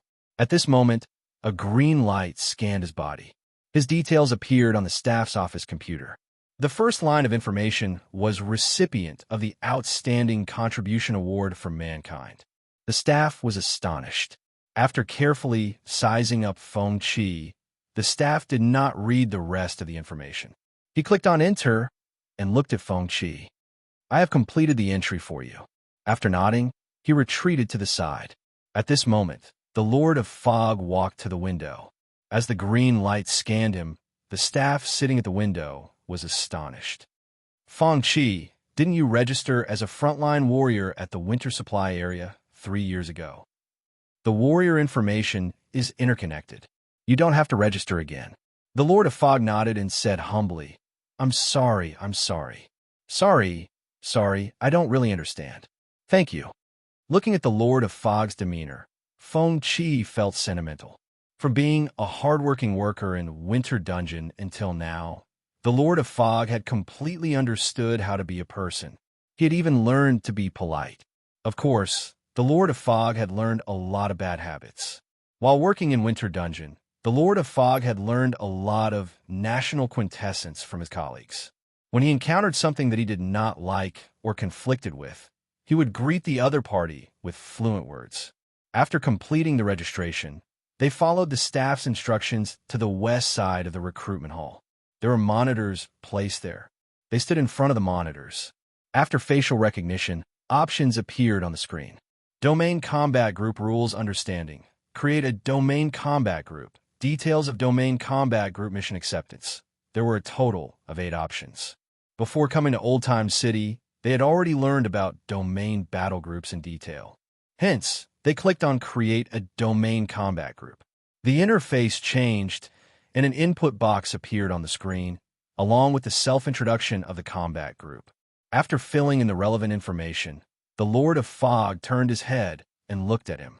What name do you think our combat group should be named? Is it important? Yes, the combat group is only a stepping stone for our growth. The Lord of Fog turned his head to look at the screen, entered a line of words, and clicked Confirm. After verification, a line of words appeared on the screen. After reading the name of the combat group, Feng Qi felt ashamed. Though the name of the combat group wasn't important, he didn't expect the Lord of Fog to be so casual. The combat group was named Number 8 Steel Mill, which was the place where the Lord of Fog worked. Since the combat group had been formed, he couldn't be bothered to care about it. The combat group interface changed to the guild flag setting page. On the left side were various design tools. For example, brushes, color fillers, and so on. They didn't have any ideas about the design of the combat group flag, so they gave up for now. He came to the front of the machine.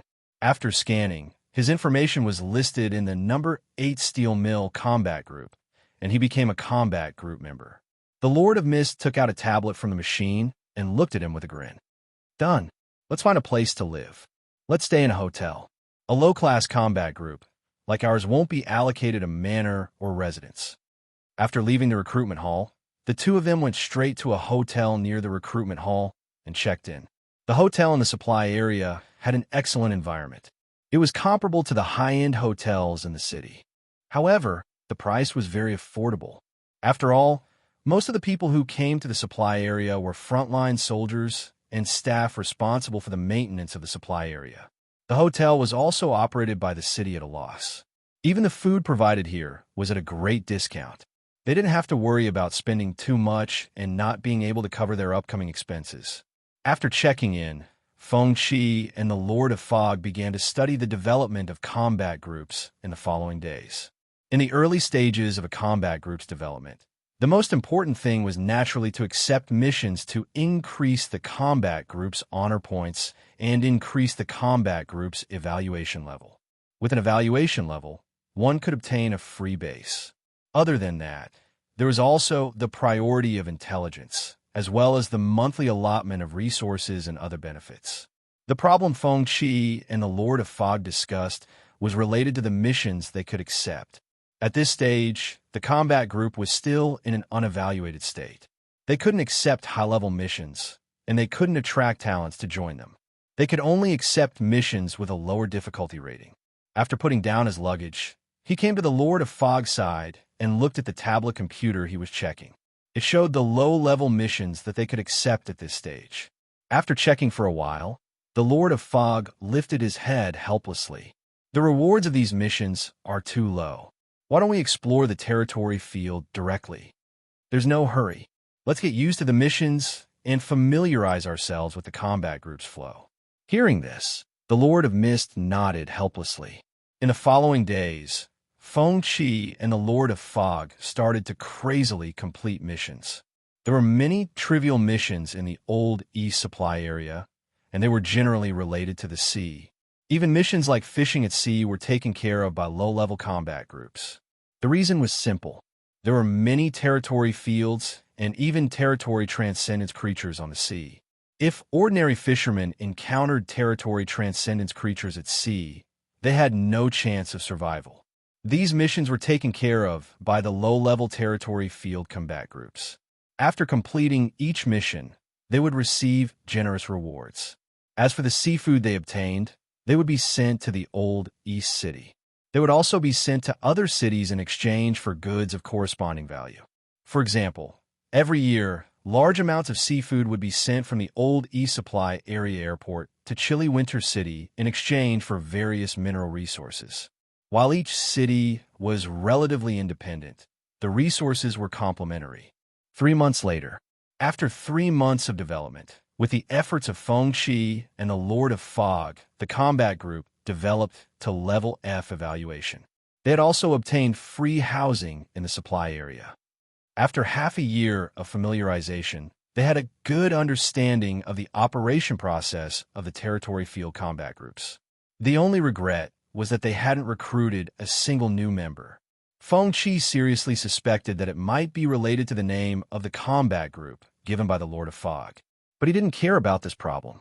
According to the normal course of history, he knew that one day, the Lord of Fog would be enlightened and give up the idea of forming a combat group. Instead, he would directly possess someone. Compared to building his own faction, it was obviously more convenient and faster to take over.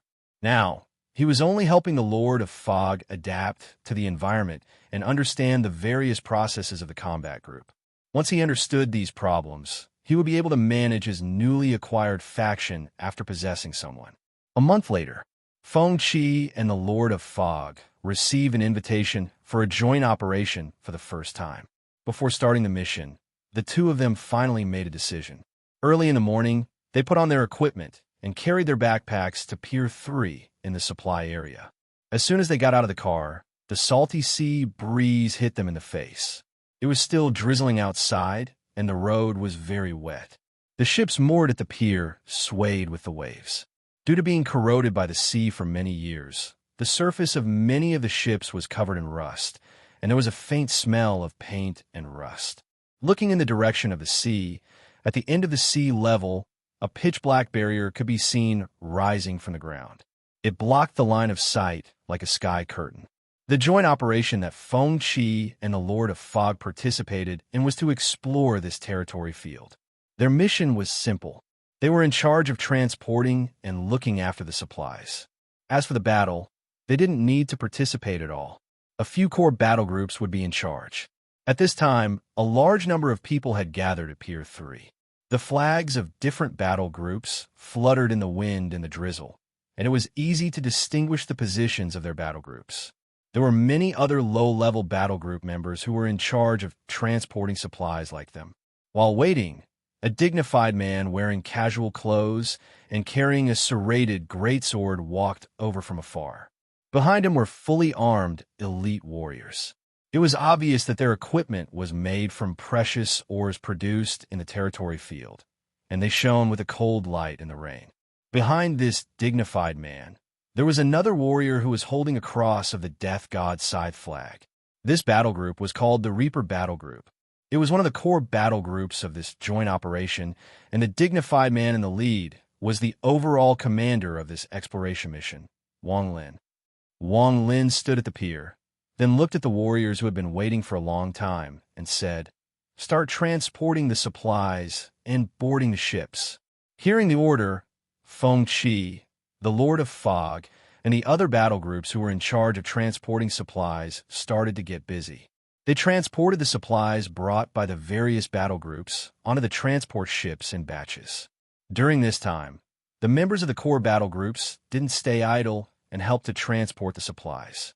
However, after officially entering the territory field, the core members of each battle group would focus on exploring the territory field. They would be in charge of all the resources. Helping to transport the supplies now was completely out of courtesy. There were 23 battleships going out to sea this time. It took more than an hour for all the supplies to be transported onto the ships. Then, under Wang Lin's shout, the battle group officially set off against the waves. Dark clouds gathered in the distance, and the rain became even heavier. However, after activating the stabilizers, the battleships were able to sail steadily no matter how strong the wind and waves were. They were not affected at all, as the battle group gradually approached the black territory field barrier. At this moment, the Lord of Fog turned to look at Feng Qi. "When do you think is a good time to make a move?" When Feng Qi heard this, he turned to look at the dignified man standing on the deck of the neighboring ship.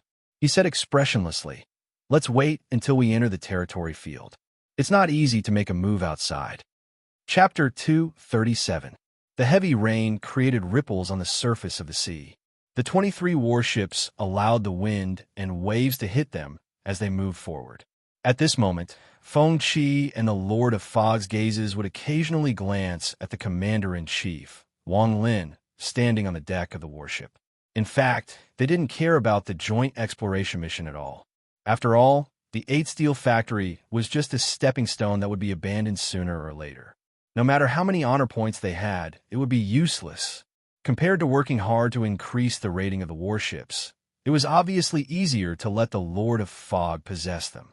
The reason why they joined this joint exploration mission was because of the Lord of Fog.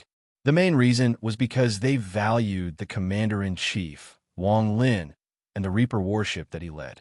Before they started the mission, they learned about Wang Lin in detail. He graduated from Victory Academy 12 years ago and registered as a domain warrior with 3 of his classmates in the old supply area. Then, they joined the Reaper warship together. In the following days, the members of the warship changed batch after batch.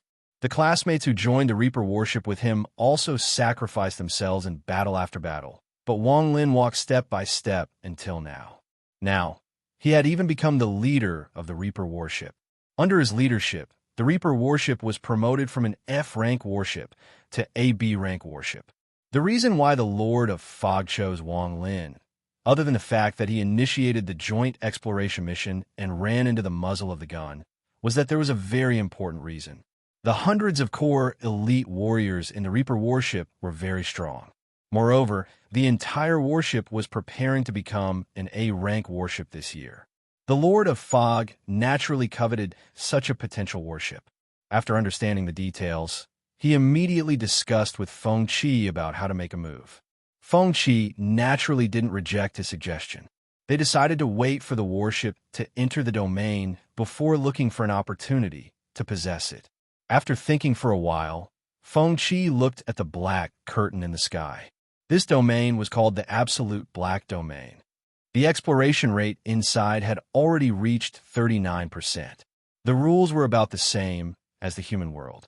There were currently 3,295 types of spirit plants and spirit ores recorded. There were 183 types of domain life forms. The difficulty evaluation was Tusk, level 3. Among them, there were 38 transcendental domain life forms. They wandered in the sea and often attacked human ships that entered the sea. They were also very bloodthirsty as they wantonly hunted the creatures in the sea. These were the contents recorded in the information given before the start of the quest. The warship sailed through the waves. Dark clouds gathered on the horizon, and the rain became heavier and heavier. 3 hours later, they finally arrived outside Dark Extinction's domain. Without any hesitation, the warship passed through the black barrier and entered the dark field. There were still dark clouds and heavy rain. Looking into the distance, he could see an island with lush greenery standing in the distance. This island did not exist before the arrival of the dark field. It was a brand new island that appeared along with the domain. After the arrival of the dark field, the sea around the island, which was the area covered by the dark field, changed dramatically. Many bloodthirsty sea beasts appeared in the sea. Among them, there were also large sea beasts that were even larger than the blue whale, which caused quite a bit of trouble for the ships. In addition, the seabed also produced many valuable seabed minerals and spiritual plants. However, the area with the most abundant resources had to be the Island of Darkness, the destination of this exploration. This island was also the gathering place of the intelligent races in the Dark Extinction domain. The island had an area of 6,872 square kilometers. The island was lush with greenery, but there were also many powerful domain beasts, which caused quite a bit of trouble for the exploration team. There were many joint operations. The exploration team entered the island from various angles to explore. However, none of them could get close to the core area of the island, which was where the space crystal was located. When the warship entered the Dark Extinction domain, Wang Lin's voice was broadcast to all 23 warships through the communication device. All combat teams, pay attention. Get ready for battle. Hearing the order, all the soldiers came to the side of the warship and looked toward the sea. The movement caused by the propellers of the warship attracted the attention of many sea beasts. Many sea beasts jumped out of the water and followed the warship. The soldiers did not care about the small sea beasts at all. After all, the warship was made of special metal and had a very strong resistance to collisions. However, the large sea beasts could not be ignored. They had the ability to overturn the entire warship. Large sea beasts have been found on warship number 3. We need backup. At this moment, the voice of the commander of warship number 3 came from the communication device. All the soldiers looked toward the location of warship number 3. They saw a large sea beast that looked like a lizard with a long tail following the right side of warship number 3. Its back was covered in scales that reflected the sun's rays. Without needing Wang Lin's order, the soldiers all attacked. A series of trajectories were formed, and the surrounding spiritual chi quickly converged to form a spell technique. After a few seconds, a large amount of spells rained down. This lizard-like domain beast could not withstand the bombardment of spells at all. Its back was torn apart by the spells, and blue blood spread across the sea. The smell of the fresh blood made the small sea beasts that followed the warship go crazy. In the blink of an eye, this large sea beast was devoured. Not even its bones were left. If we fell, we would probably die too. A young man who was also in charge of looking after the supplies exclaimed with a surprised expression. It seemed that this was his first time entering the domain. The Lord of Fog glanced at the young man and said with a calm expression, "If I fell, I would be the one eating them." The young man could not help but roll his eyes and say, "If you had the ability, you wouldn't be in charge of looking after supplies like us. You would have joined the battle formation a long time ago." Hearing this, the Lord of Fog revealed a displeased expression and immediately retorted. As they bickered, the topic gradually escalated to the exchange of greetings. Listening to the bickering between the Lord of Fog and the young man, Feng Qi could not help but shake his head. The Lord of Fog, who had adapted to human life, had really become a bickering spirit. It was the same when he was working. He would bicker with people for no reason. If you removed his villainous nature, he would be a super bickering spirit. He did not learn much of the humility and politeness that humans should have, but he was superb at bickering. This was what the Lord of Fog had explained to him. He said that there was no such thing as humility and politeness in his tribe. Only the capable would be able to rise to the top. He had to be high profile when he needed to be. Only a high profile and capable tribe member could win the respect of other tribe members. If he had the ability but still kept a low profile, in human terms, he would be a retard. When Feng Qi heard this theory, he was speechless. He also suddenly understood. After all, every tribe had their own unique culture. What seemed to be very strange behavior to others might be very normal in a different race.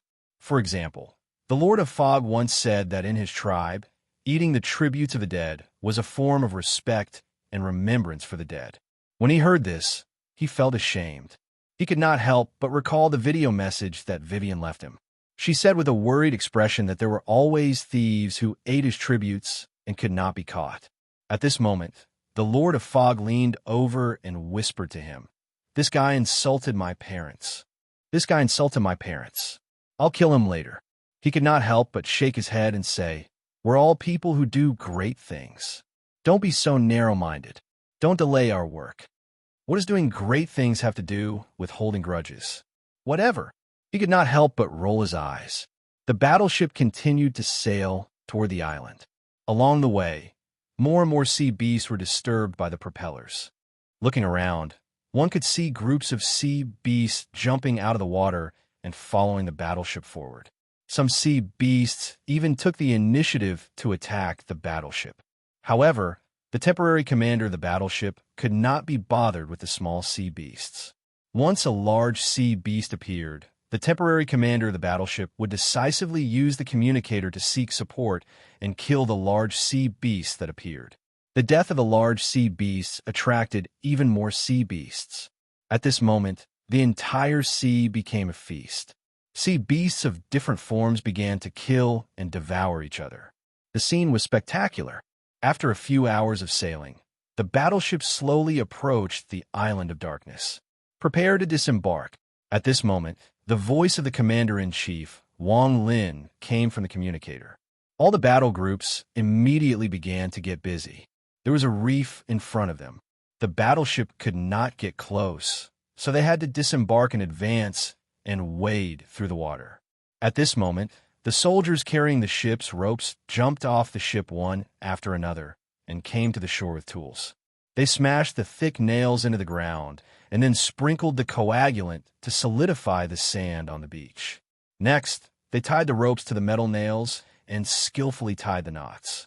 After the 23 battleships were secured, small boats were lowered from the battleships. Feng Qi and the other members in charge of looking after the supplies began to get busy. In addition to food, there were also some exploration equipment that needed to be brought ashore. After moving the things that needed to be brought ashore into the wooden ships, Wang Lin's voice came from the communicator. Leave 8 people on each battleship to look after the battleship and supplies. The rest of you, follow me to the shore. The temporary commander of Feng Qi's battleship was a young woman. Her gaze swept past Feng Qi and the other members in charge of looking after the supplies. Then she said, You and the others. Stay behind to look after the battleship and the supplies. The rest of you will be responsible for bringing the supplies to the island. At this moment, Feng Qi and the Lord of Fog were also chosen by the woman. The Lord of Fog turned to look at him and winked at him. Feng Qi nodded at this. They were not really here to look after the supplies. Since they could not follow the joint battle group, they had to act on their own. As for staying behind, that was absolutely impossible. When the ship moved toward the shoal, he and the Lord of Fog did not choose to act. They planned to wait for the main group to enter the dense forest before following up. In the Lord of Fog's words, he was determined to take Wang Lin's life. Time passed as they waited. After making sure that the main force had gone far away, the Lord of Fog began to move. 6 fog tentacles suddenly shot out from his back and wrapped around the other guards who were observing the sea. In the blink of an eye, the blood in their bodies was sucked dry. Done. Let's go. Feng Qi nodded indifferently. After wrapping himself in his spiritual energy, he flew toward the shore. At this moment, the Lord of Mist also transformed into mist and followed closely behind him. After arriving at the shore, Feng Qi landed. The Lord of Fog also reformed into his human form and landed beside him. Then, they walked toward the dense forest. It had just rained, so the rainforest was very hot and humid. The path was filled with towering trees that were dozens of meters tall. Their branches and leaves covered the sky.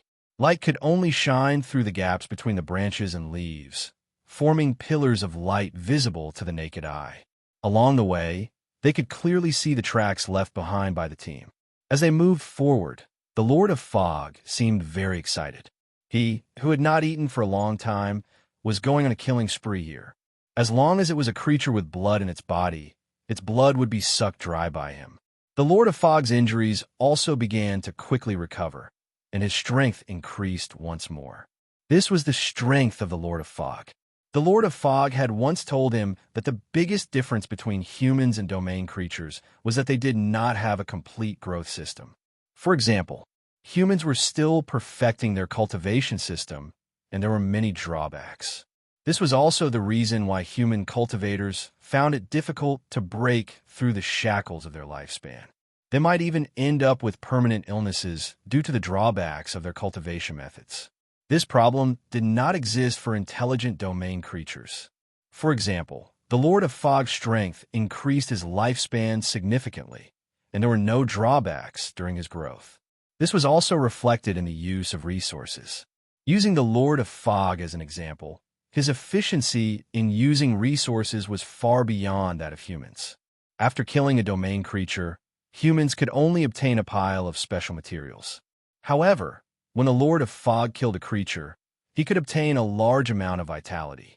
After refining it, it would become a part of his strength. Although there was a waste, it was already a level higher than humans' efficiency.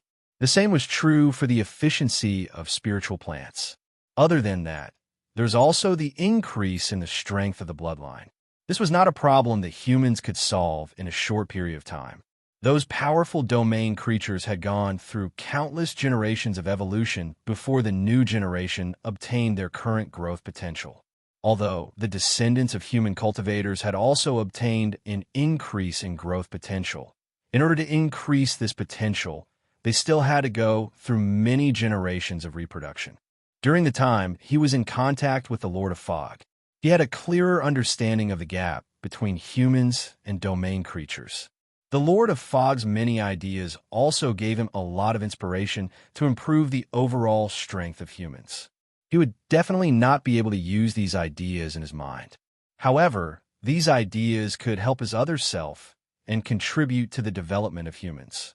Following the tracks left behind by the main battle group, they advanced for a while and came to a stream.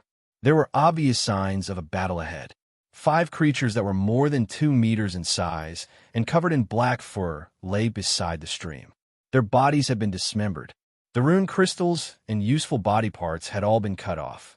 "Tsk, what a waste," the Lord of Fog said as he opened his mouth and sucked. Immediately, the fresh blood of the dead domain creatures floated into the air and surged toward the Lord of Fog to be sucked into his body. "This is delicious." Seeing the smile on the Lord of Fog's face, he could not help but roll his eyes. However, just as he was about to reply, the light in front of him distorted, and a dozen figures appeared out of thin air. Several spiritual shockwaves came at this moment. Danger was imminent. Feng Qi decisively released his spiritual power in an attempt to offset the damage of the spiritual shockwaves. However, the Lord of Fog took the lead and came in front of him, shielding him behind him. As the fog shield collided with the spiritual shockwaves, circles of fog rippled out. However, the Lord of Fog easily blocked these attacks. At this moment, he saw the appearance of the ambushers clearly. They were the blue-skinned assassins who were addicted to sneak attacks. This time, there were 13 of them. Seeing the sudden appearance of the blue-skinned assassins, Feng Qi frowned slightly. 13 of them came at once. This was clearly not normal. It was not the first time he had come into contact with the blue-skinned assassins. Based on his understanding of the blue-skinned assassins, they were scattered in different areas and rarely moved in groups. It was also his first time encountering 13 of them together. He could not help but suspect that there might be a gathering place for the blue-skinned assassins nearby. Chapter 238. Looking at the blue-skinned assassins that appeared not far away, Feng Qi was puzzled. It could be seen that these blue-skinned assassins were here for the Lord of Fog. However, the number of assassins seemed a little abnormal. The Lord of Fog also attacked at this moment. Surging fog spread out from his body, and the surroundings quickly turned into a sea of fog. The nearby plants all withered under the fog's corrosion. However, the gray fog that approached Feng Qi did not cause him any harm. It was obvious that the Lord of Fog was intentionally protecting him. The mental shockwaves came continuously, but they were blocked by the gray fog before they could even get close to the Lord of Fog's body. With a wave of his hand, the sea of fog swept forward under the Lord of Fog's control. These blue-skinned assassins had shocked expressions on their faces, as if they were very surprised that the Lord of Fog was so powerful. However, they did not back down. The close-combat blue-skinned assassins with daggers in their hands flashed and suddenly charged into the fog. However, they had underestimated the fog's powerful corrosive ability. Their bodies quickly melted in the fog and lost their vitality in the blink of an eye. The other blue-skinned assassins who could easily release mental shockwaves did not have it easy either. They let out shrill cries under the fog's shroud and finally melted completely. However, the situation was the same as before. The dead blue-skinned assassins did not leave any traces behind. Even the small black beads in their bodies that were used to locate miracles had melted under the fog's corrosion. After killing 13 blue-skinned assassins, the Lord of Fog reformed his body. Looking at the spot where the blue-skinned assassins had been standing, Feng Qi could not help but frown. What exactly is this thing? I'm not sure. It should be from our world, but I'm not sure which small world it is. Do you know why they try to assassinate you? He continued probing. I've never come into contact with such creatures. I really don't understand why they tried to assassinate me. Could they be special assassins that humans have specially cultivated? Stop joking. How could humans have the ability to cultivate such assassination weapons? Hearing this, Feng Qi shook his head decisively. However, after thinking about it carefully, he was suddenly stunned. The monk had once said that the Prajna battle group was trying to find a way to collect miracle items. All the other hidden human forces could have the same idea. Perhaps some hidden human forces had secretly researched a mysterious technology and created a special combination of energy that could be remotely controlled, like the blue-skinned assassins, and were secretly collecting miracle items. Therefore, the Lord of Fog's conjecture might be valid. However, he didn't think too much about the specific reason. He had two guesses as to why there were so many blue-skinned assassins here. Firstly, there was a gathering place for the blue-skinned assassins on this island. Secondly, this island had a miraculous item that attracted the blue-skinned assassin. Regardless of which possibility it was, he was now very curious about this black island and decided to investigate it further. "Let's go," the Lord of the Mist said to him. Feng-Chi nodded. Then, he and the Lord of Mist continued to follow the traces left behind by the Allied forces. In fact, with the Lord of Fog's strength, it would not be difficult for him to destroy this joint battle group. Even now, the Lord of Mist's internal injuries had yet to fully recover. However, their mission this time was to occupy the Reaper Legion and use Wang Lin's identity to obtain more resources. At the same time, they would gain a group of elite subordinates. Therefore, they couldn't act rashly. They had to wait for an opportunity to kidnap Wang Lin and then take over his body. The rainforest was very hot and humid. There were many colorful poisonous insects and snakes along the way. However, no matter what species it was, as long as they had blood in their bodies, they would become nourishment for the Lord of Fog. Seeing that even the creatures hiding underground had their blood sucked dry, Feng-Chi couldn't help but ask out of curiosity, "Why can you still sense the creatures hiding underground?" Faced with the question, the Lord of Fog grinned. "Our race is very special. From the moment we are born, we have the ability to sense blood. As long as a creature with blood appears within my range of perception, it is like a light in the night, clearly visible. At the same time, from the moment I was born, I also had the ability to control blood. I can even easily control the blood of other creatures. I can make their blood flow reverse and die, and I can even make their blood explode." After hearing the Lord of Fog's explanation, he couldn't help but nod. Then, he asked curiously, "The person who severely injured you is also a human, right? Logically speaking, she also has blood in her body. Why can't you control her blood and make her die from the reverse flow of her blood, or even make her explode?" Hearing this, an awkward expression appeared on the Lord of Fog's face. "I can indeed control blood and chi, but it depends on the situation. Take weight lifting, for example. I can easily lift weights that are within my tolerance range, but I obviously can't lift weights that are beyond my tolerance range. It's the same with blood and chi. The person who fought me back then had an extremely thick blood and chi in her body. It was like an ocean. I couldn't control the blood in her body at all." At this point, the Lord of Fog's tone changed. "However, if I meet her again, she'll definitely die in my hands. Her blood will also become a part of my power." Hearing this, Feng-Chi laughed in his heart, but he nodded seriously and said, "I believe you. With your growth potential, you'll definitely be able to take revenge in the future." As if, in the end, Feng-Chi added in his heart. The Lord of Fog's growth potential was indeed very strong, but compared to Mu Qing, it was clearly still a long way off. If the Lord of Fog's utilization of resources was several levels higher than that of humans, then Mu Qing's utilization of resources was several levels higher than the Lord of Fog's. The Lord of Fog had to rely on sucking blood to grow, but Mu Qing could grow by eating anything. For example, the Lord of Fog said that it was a waste and drained the blood of the black-furred domain creatures that were dissected by the stream earlier. From Mu Qing's point of view, she would also say what a waste to the Lord of Mist. Instead, she would eat the black fur domain creatures without leaving any bones behind. In terms of resource conversion efficiency, it was obvious that Mu Qing was more outstanding. In addition, the runic crystal on Mu Qing's body also provided her with unparalleled physical fitness and combat awareness. In his opinion, the gap between the Lord of Fog and Mu Qing would only widen. It was completely impossible for him to catch up to her. However, that was just a thought. He naturally could not say that to the Lord of Fog. They followed the direction of the joint battle group that set off first and walked for another half an hour. The environment around them also changed slightly. There was a type of pure white tree nearby. The ground was covered with fallen leaves, forming a thick layer on the ground. They continued to walk forward. Along the way, they would occasionally find the corpses of domain creatures that were completely white and shaped like ants.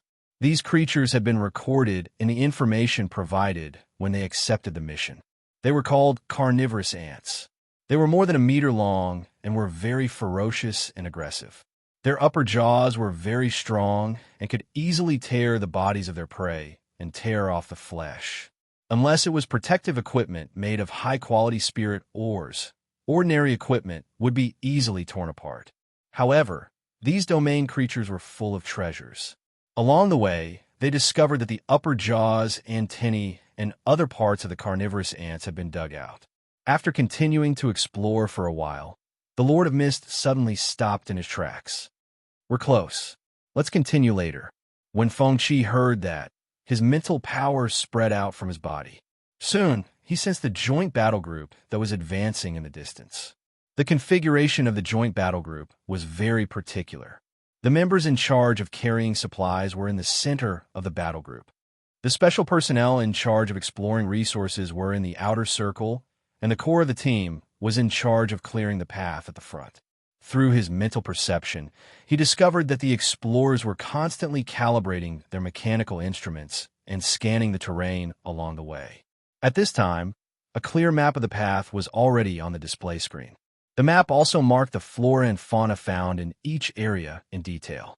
At this moment, a figure suddenly appeared in front of his mental perception.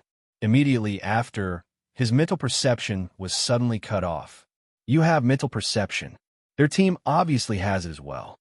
The Lord of Fog seemed to have noticed that his mental perception was cut off and said with a smile. Then, the two continued to follow the footprints and traces left by the battle group ahead. After walking for a while, the greenery in front of them was lush. The top was almost completely covered by the branches and leaves of the towering trees. Only a very small amount of light could shine through the gaps. Fortunately, Feng-Chi had the night vision ability given by the Devil Dragon. He could see very clearly in the dark without any auxiliary equipment. The Lord of Fog was even stronger. His perception ability could cover a radius of 1 kilometer. The world under his perception was far clearer than what he could see with the naked eye. Like a map scanner, he could clearly scan the surrounding scenery into his mind. His vitality perception ability was like a radar. Where there were vitality life forms nearby, the corresponding red dots would appear on it, and he could instantly capture them. Therefore, they did not have to worry about the environment as they moved forward. However, not long after they walked, they were attacked by blue-skinned assassins again. This time, there were 6 blue-skinned assassins. This made Feng-Chi even more certain of his guess. The frequent appearance of blue-skinned assassins clearly meant that there was a miracle item on the island that attracted the blue-skinned assassins. Otherwise, this area was a gathering place for blue-skinned assassins. Therefore, before killing the blue-skinned assassins this time, he reminded the Lord of Fog to leave one alive. It was called an interrogation. In fact, during the cruel interrogation, he had taken out the small black bead in its body. Since he felt that there might be miracle items in this area, he naturally would not miss the opportunity. And this small black bead had the ability to locate miracle items within a certain range. Naturally, the Lord of Fog also saw Feng-Chi take out the small black bead from the blue-skinned assassin's body. However, he did not think much of it. He did not deliberately think about why he kept this small black bead. He only thought that it was an accidental discovery during the interrogation. As they discussed matters related to the blue-skinned assassins, they continued to move forward for a while. The path ahead suddenly opened up. Collapsed trees were everywhere, and the corpses of many domain creatures lay on the ground. It was obvious that a fierce battle had taken place here. 2 humans died.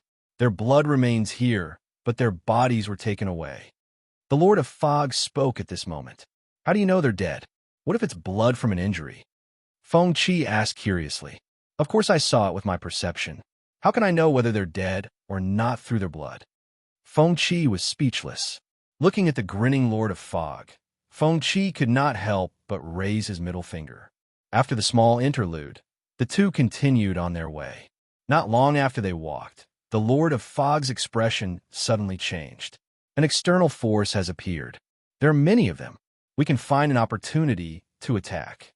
Hearing this, Feng Qi immediately expanded the range of his perception and quickly spread it forward. Soon, two forces that were exchanging fire appeared in his line of sight. One of them was naturally the joint battle group that had arrived with them. At this moment, they were in a circle, resisting the attack of the external forces that surrounded them. It was a humanoid domain force that surrounded the joint operation. There were about 300 of them. Their skin was dark brown, and they were naked. The surface of their bodies was smeared with dark blue paint. Even their faces were smeared with distorted symbols. They were riding short-legged creatures that crouched on the ground. They looked a little like lizards, but their movements were very agile.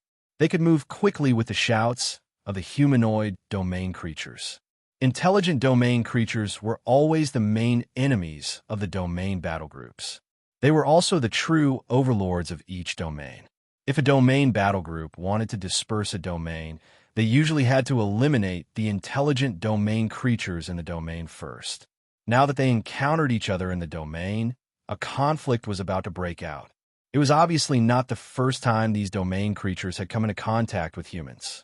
They would even use the spiritual energy of heaven and earth to destroy the steps of the warrior's spell formation. However, even if they were surrounded, the joint battle group still had the advantage in terms of numbers.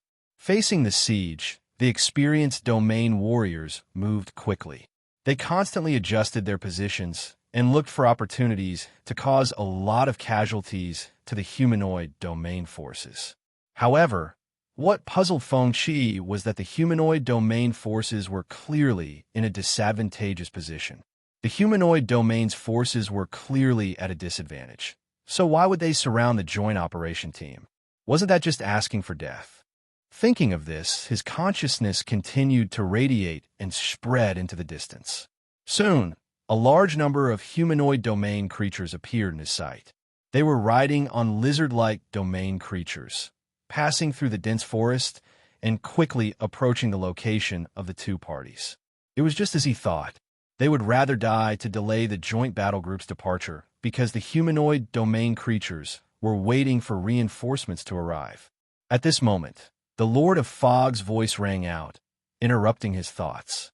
"Let's go. We'll look for an opportunity to take over." Coming back to his senses, Feng Qi immediately nodded. Then, they quickened their pace, crossing over the area filled with dried leaves, and continued to approach the battlefield. After more than 10 minutes, they approached the battlefield and stopped. Through the gaps in the dense greenery, they saw the situation in the battlefield. The battle was very intense, and the sounds of spells exploding constantly rang in their ears.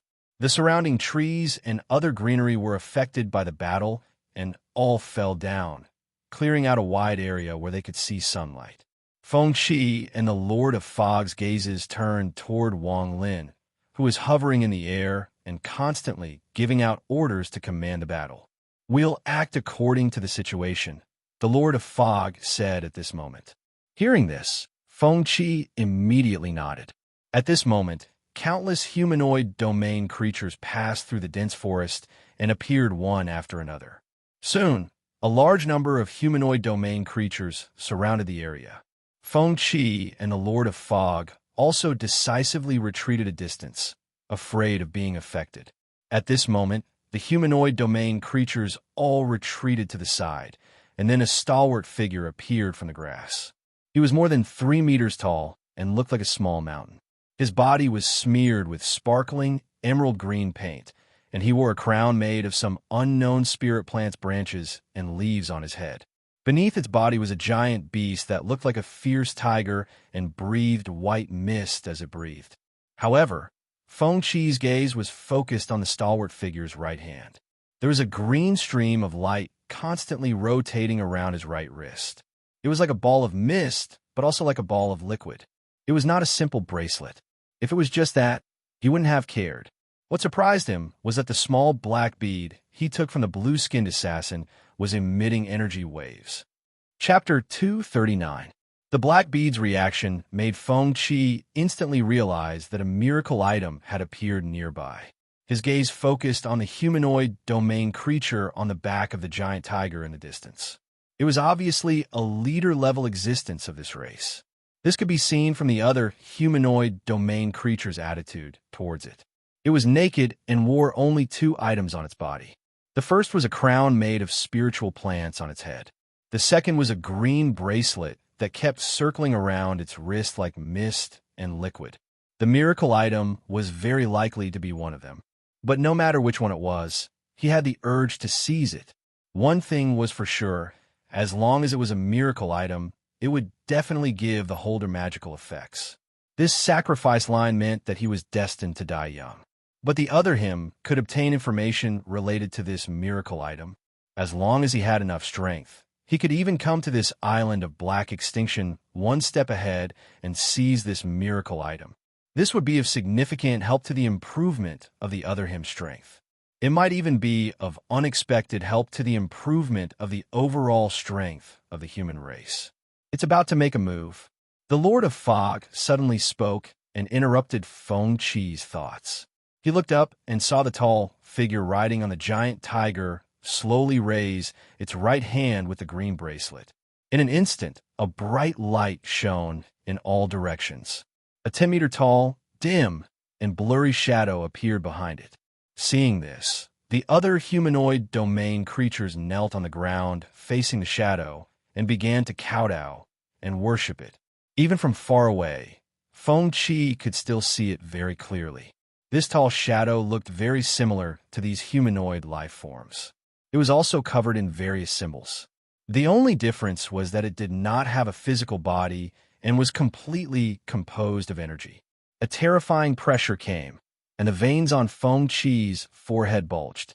He had only felt this kind of pressure from the super domain creature he encountered during the escort mission.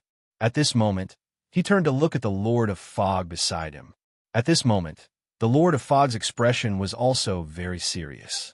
Then, it looked at him and shook its head, clearly indicating that he should not act rashly. It turned its head again and looked into the distance. With the appearance of the shadow, the warriors of the Joint Operation Team were also shocked. It was because they had been through hundreds of battles that they were extremely sensitive to danger. He had already realized that he was in big trouble. At this moment, several green energy ribbons appeared on the blurry shadow's chest and connected to the back of the humanoid leader riding on the tiger. The humanoid leader's body seemed to have been strengthened after it was connected. Its entire body was emitting a green light. A ferocious smile appeared on its face. With a wave of his hand, several dozen spell technique trajectories appeared before him, and they were quickly completed in a short period of time. Then, cracks appeared on the ground where the joint battle group was standing. Countless vines emerged from the ground and swept up a large number of warriors. The original battle formation was instantly destroyed. The warriors who were wrapped up by the vines were obviously unable to resist the strangulation when the vines contracted. The sound of bones breaking rang out one after another. Their bodies drooped down and lost their vitality. After the shadow appeared, the situation was completely out of Wang Lin's control. Originally, he wanted to break out of the encirclement with the least loss. Now that he was at an absolute disadvantage, he decisively roared out an order and chose to break out of the encirclement at all costs. But the figure riding the tiger didn't give Wang Lin a chance to turn the situation around. The ground continued to crack as more and more vines grew out. They wrapped around the bodies of the warriors and twisted them to death. Looking at the dozens of spell technique trajectories that had yet to dissipate before the humanoid leader, Feng Qi's expression was extremely serious. At this moment, he turned to look at the Lord of Fog beside him. "Do you have the ability to fight it?" "I'm not its match. To be more precise, I'm not the match of the mysterious shadow behind it." After hearing the Lord of Fog's answer, he nodded calmly. "Understood. From now on, we'll act according to the situation. If the situation affects us, retreat at any time." His consciousness spread out once more. He once again focused his attention on the blurry shadow behind the humanoid leader. After the humanoid leader raised the green bracelet on his right hand, the shadow immediately appeared. He now seriously suspected that the green bracelet was the miracle item. As for the tall shadow behind the humanoid leader that looked very similar to him, he guessed that it was a special energy body created by the miracle item. It was also because of this energy body that the humanoid leader's abilities were greatly enhanced. Now, that even the Lord of Fog said that he was no match for the humanoid leader, they could only give up on the idea of seizing the miracle item, including the plan to possess Wang Lin. At this moment, the situation had become a one-sided massacre. After observing for a while, the Lord of Fog turned to look at him. "Let's retreat. There's no need to stay here any longer." Feng Qi was about to nod when his consciousness suddenly sensed a familiar energy fluctuation. He immediately looked ahead again. Just as he expected, along with the familiar energy fluctuation, several blue-skinned assassins appeared out of thin air and pounced at the humanoid leader on the tiger's back. The humanoid leader seemed to have noticed something, and the shadow behind him opened its eyes. Dozens of spell trajectories automatically formed around the humanoid leader. Immediately after, countless vines shot out from the spell formations and pierced through the blue-skinned assassins. These blue-skinned assassins couldn't even last one round before they were all killed. Seeing this, Feng Qi confirmed one thing. The humanoid leader had a miracle item on him. Otherwise, he wouldn't have become the target of the blue-skinned assassins. However, he still had doubts in his heart. This doubt came from the blue-skinned assassins. In their opinion, this assassination attempt was a suicide mission. However, these blue-skinned assassins still attacked without hesitation. This behavior was very abnormal. Vivian had once judged that these blue-skinned assassins were more like control weapons. He couldn't judge this. However, he knew that blue-skinned assassins had emotions. Every time they encountered an opponent they couldn't defeat, their expressions would change. From this, it could be seen that they even had the ability to think. However, no matter how powerful the opponent was, the blue-skinned assassins would continue to attack, even if the outcome was death. This was very ridiculous. Since he couldn't figure out the reason, he stopped thinking about it. Since the Lord of Fog felt that he wasn't a match for the humanoid leader, there was no need for them to continue staying here. Thinking of this, he turned to look at the Lord of Fog. "Let's go." The Lord of Fog immediately nodded when he heard this. Then they turned around and ran in the direction they came from. As they ran, the Lord of Fog transformed into gray fog and carried his body, increasing their speed. As for what happened to Wang Lin and the others, they didn't need to think to know the outcome. Several hours later, they arrived at the beach. Without stopping, they floated straight to the warship. Seeing a cloud of fog float past, the guards on the other warships turned to look. At this moment, tentacles reached out from the fog and swept toward the other warships. They killed all the people who stayed behind to guard the warships and drained their blood. When Feng Qi's feet landed, they had already returned to the warship they came from. After the Lord of Fog reformed his body, he looked in the direction of the rainforest with a solemn expression and said in a deep voice, "The green bracelet on the guy riding the big cat's right wrist is very strange. I sense that it relied on the energy provided by the bracelet to create the shadow on its back." Upon hearing this, Feng Qi nodded in his heart. The Lord of Fog's thoughts coincided with his guess. He immediately struck while the iron was hot and asked, "What do you think it is?" "I'm guessing that it might be a miracle divine item." He hadn't had a chance before, but now that the topic was finally about the miracle divine item that he was very concerned about, he realized that the time was ripe. Therefore, he asked with a puzzled expression, "What's a miracle divine item?" "It's a magical item that transcends the rules. Every miracle divine item has a completely different form and characteristics. In the world we live in, many powerful races rose to power because of the powerful abilities bestowed by the miracle divine items." Upon hearing this, Feng Qi was even more puzzled. The Lord of Fog's statement was different from the information he had obtained. According to the information he had obtained, miracle divine items should exist in human society. Many domain forces had infiltrated human society precisely because they were searching for miracle divine items. How did it become a divine item brought from the domain world? At this moment, the Lord of Fog continued to speak. However, there are also many hidden miracle divine items in the world where humans live. The information I obtained from the psionic race is that there are many miracle divine items in human society that have yet to reveal their abilities. Upon hearing the words psionic race, Fengqi immediately thought of a piece of information that the monk had once told him. The monk had once said that there was a message recorded in the psionic race's communication crystal. It said that a lunatic who wanted to resurrect his clansmen had arrived, and that they should avoid contact with him as much as possible. He was basically certain that the lunatic mentioned in this message was the Lord of Fog. This also proved that the Lord of Fog had been in contact with the psionic race before. What he was curious about was the relationship between the Lord of Fog and the psionic race. Based on the information he had obtained, the Lord of Fog's ability was not enough to make the psionic race fear him. In fact, he was far less powerful than the psionic race. Puzzled, he asked tentatively, "What's the matter?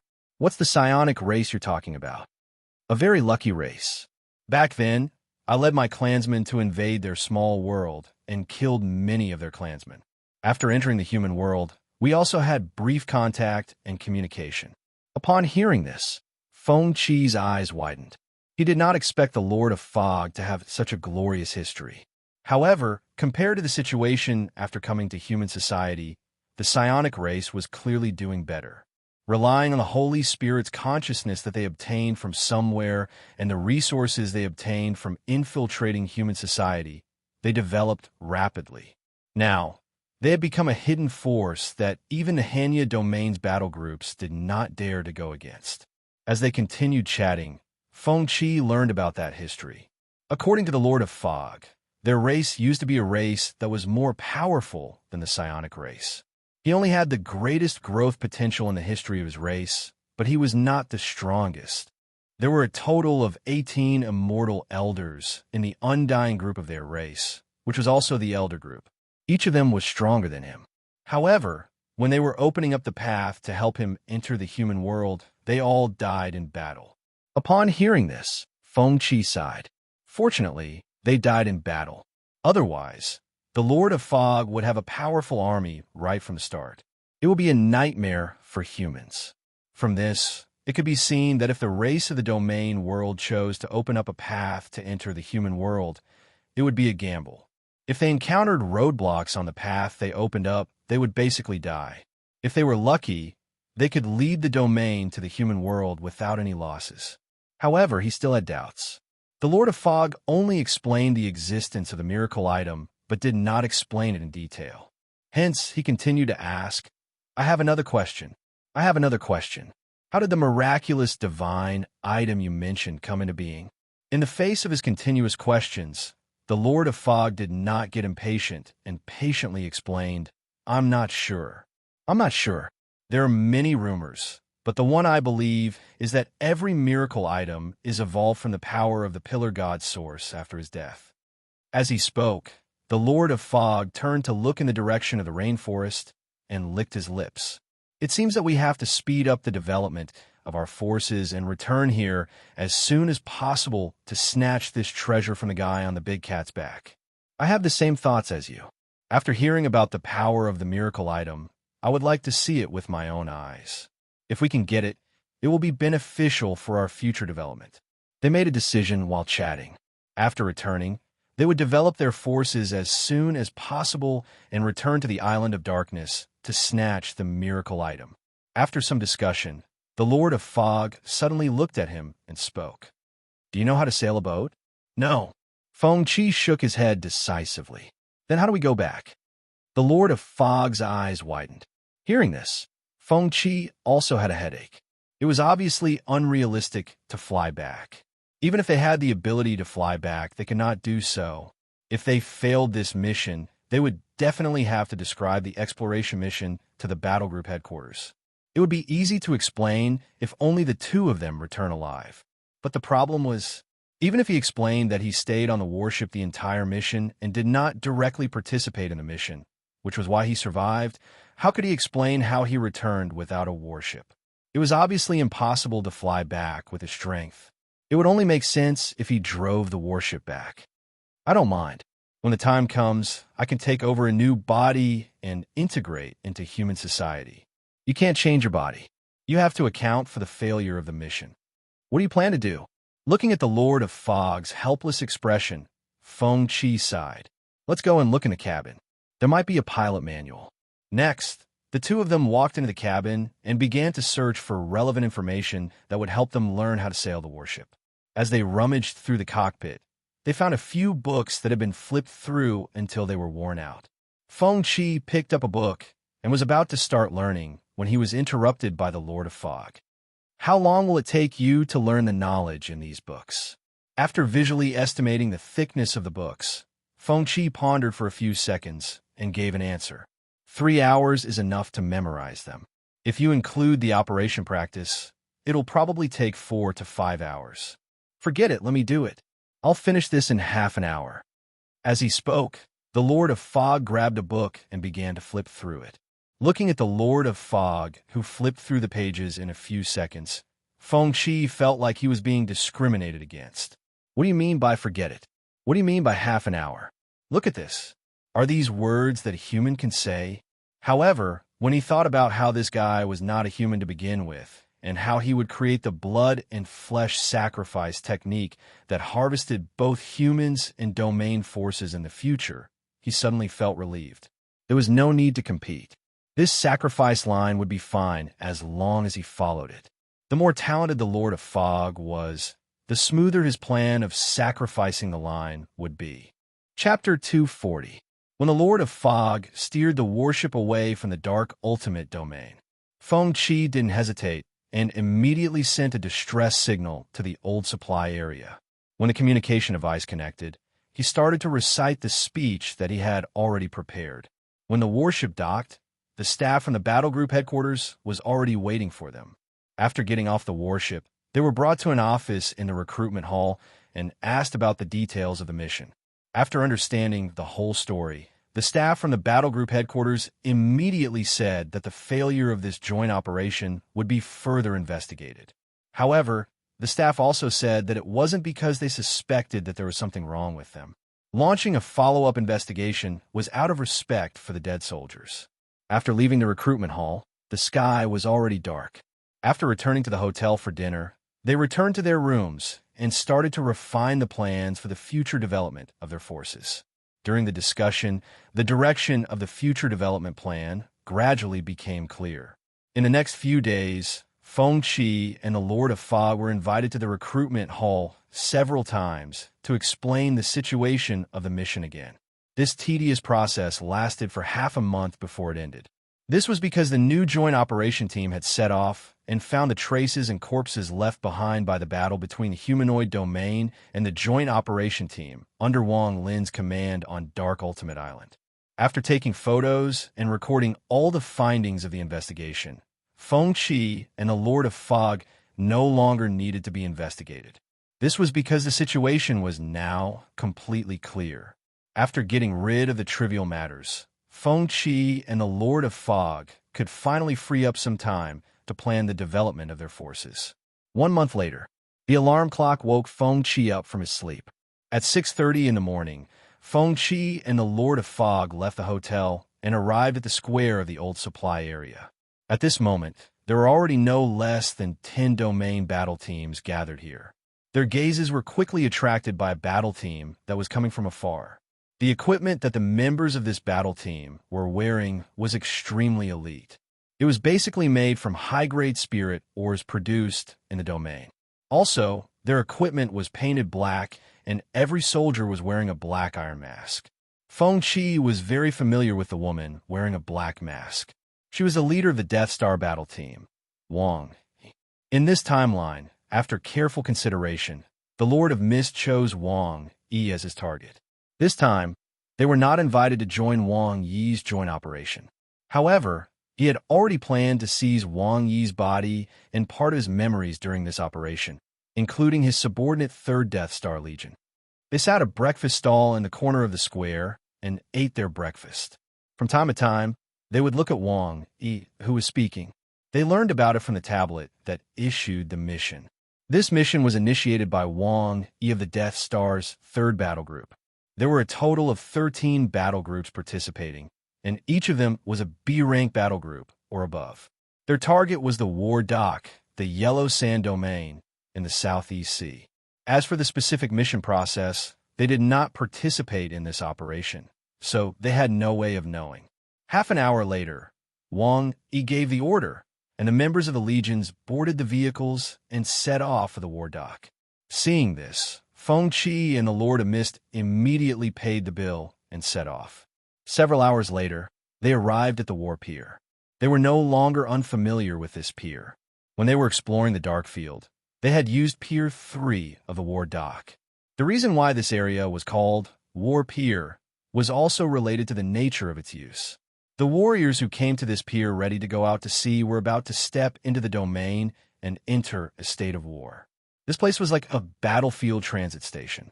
From here, they could go to different domains in the sea to carry out special operations such as exploration, collection, excavation, war, and so on. The pier was like a dungeon jump point in a game. This was the starting point of all wars, so the warriors called it the War Pier. As for the name given to this pier when it was built, it had long been forgotten with the passage of time. At this time, on the side of the main pier, in addition to various models of warships, there were even larger warships. On one of the warships, a battle group flag was flying. The flag had a grayish-black background and a burning black mask printed on it. This was the symbol of the Death Star battle group. And this warship was also built by the Death Star's 3rd battle group, using a lot of domain resources. Not only did it have extremely strong defense, but it also had many magical effects. Under Wang Yi's order, the warriors boarded the ships one after another, and then set off toward the southeast with the other battle groups participating in this joint operation. After waiting for about half an hour at the main pier, Feng Qi turned to look at the Lord of Mist. Let's go into the water first. There are surveillance cameras nearby. We'll act after we leave this area. As he spoke, he walked to the front of the pier and jumped into the water. Seeing this, the Lord of Mist also jumped into the water. Using his mind power to cover himself, Feng Qi began to move through the water, and the Lord of Mist followed closely behind him. After leaving the surveillance area of the pier, the Lord of Mist transformed into gray mist and flew straight into the air with him. The Lord of Mist flew very quickly, and they soon caught up with the joint fleet led by Wang Yi. In order not to expose himself, the Lord of Mist began to fly higher. Even if they were discovered at this time, they would only be mistaken for a low-pressure dark cloud. After flying with the joint operation group for half a day, a brand new domain appeared at the end of the sea. The barrier of this domain was earthy yellow. Looking from the outside, it was impossible to see what was inside at all. Feng Qi and the Lord of Mist had done some research on this domain before coming here. It was called the Yellow Sand Domain. The rules inside were quite different from the human world.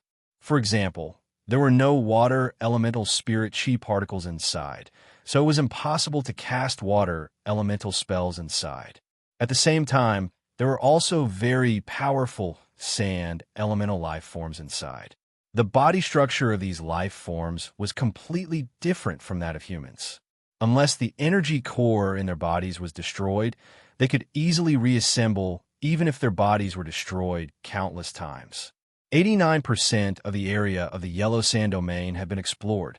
It was not far from being completely dispelled.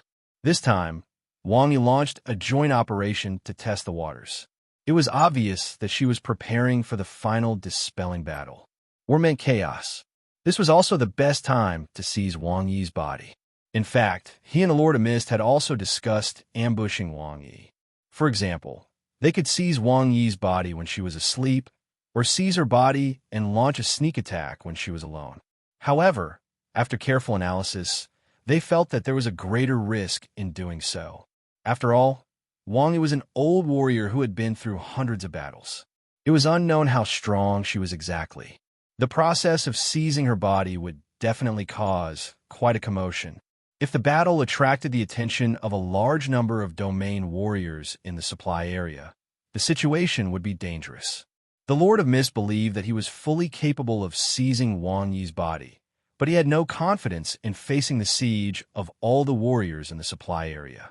He was not even confident that he could survive. Therefore, if he wanted to seize Wang Yi's body in the supply area, unless he was certain that he had absolute strength. Otherwise, as long as there was a trace of resistance and struggle, it would bring a huge risk. This was also the main reason why they did not choose to launch a sneak attack. However, the situation was different after entering the Yellow Sand domain. There were dangers everywhere, and many opportunities for seizing Wang Yi's body would appear. After following the battleship for a few hours, the sun gradually set in the west. The sky was dyed red by the burning clouds, which were reflected on the sparkling sea surface. The scenery was magnificent. The Joint Operation Fleet slowed down before the Yellow Sand domain. Then, they anchored the battleship and the battleship to stop. After leaving the personnel in charge of guarding the battleship and the battleship, Wang Yi led the warriors into the water and then passed through the yellow barrier of the Yellow Sand domain. The Lord of Mist did not hesitate and immediately passed through the yellow barrier. What entered their eyes was a sky full of sand. The rolling sand blocked their vision under the strong wind. For a moment, they seemed to have arrived in another world. The land here was very barren. As far as the eye could see, there were no green plants, only yellow sand and strong wind as companions. The warriors of the Joint Operation Fleet, who were already prepared, put on their breathing masks at this time and followed Wang Yi forward. Their figures soon disappeared in the sand. Feng Qi and the Lord of Mist also landed at this time. They followed the footprints left behind in front of them. Along the way, they used their consciousness to explore the front and always kept a distance from the Joint Operation Fleet. Through the memory of the previous sacrifice line, Feng Qi could be sure that Wang Yi would eventually be seized by the Lord of Mist and become a part of its power. However, he could not determine whether this was the successful seizing of Wang Yi's body. 13 days later, after more than 10 days of following, Feng Qi and the Lord of Mist walked very far in this Yellow Sand domain. During this time, they saw many energy wells built with human technology to extract the liquid spirit qi under the yellow sand. However, after these facilities were finished extracting the resources explored, they were now abandoned and corroded by the wind and sand. They had never encountered a domain creature along the way. Feng Qi was not surprised by this. After all, the exploration of this Yellow Sand domain was close to 90%. The domain warriors had walked this path countless times. Even if there were domain creatures along the way, they had almost been wiped out. Now, the only ones who could still see domain creatures were the intelligent domain creatures gathered near the space crystal. After staying in such an environment for so long, Feng Qi was a little tired of the aesthetic. There was only yellow sand and wind in front of him. There were no other colors in his line of sight. As they continued to follow the Joint Operation Fleet, the wind became stronger. It was no longer realistic to continue following the footprints. The footprints left by the Joint Operation Fleet would be instantly erased by the wind and sand. They could only rely on their senses to explore and move forward. Finally, 3 days later, they arrived at the center of the Yellow Sand domain. The long-awaited probing war had finally begun. As the commander-in-chief, Wang Yi took the lead and launched an attack on the city formed by yellow sand. After using his spiritual consciousness to observe the situation for a moment, Feng Qi turned to look at the Lord of Mist. "Get ready to move." When the Lord of Mist heard this, it nodded solemnly. Then, it turned into mist and flew toward the battlefield. Feng Qi stayed where he was and continued to sense the situation in front of him. The battle on the battlefield was very intense. The yellow sand covered many people's figures. They could only use their spiritual consciousness to observe the situation nearby. Therefore, the situation was very chaotic. This was the territory of the intelligent domain creatures formed by yellow sand. They could use the sand around them to form their bodies. They could also hide in the yellow sand and launch sneak attacks on the Joint Operation Fleet's warriors.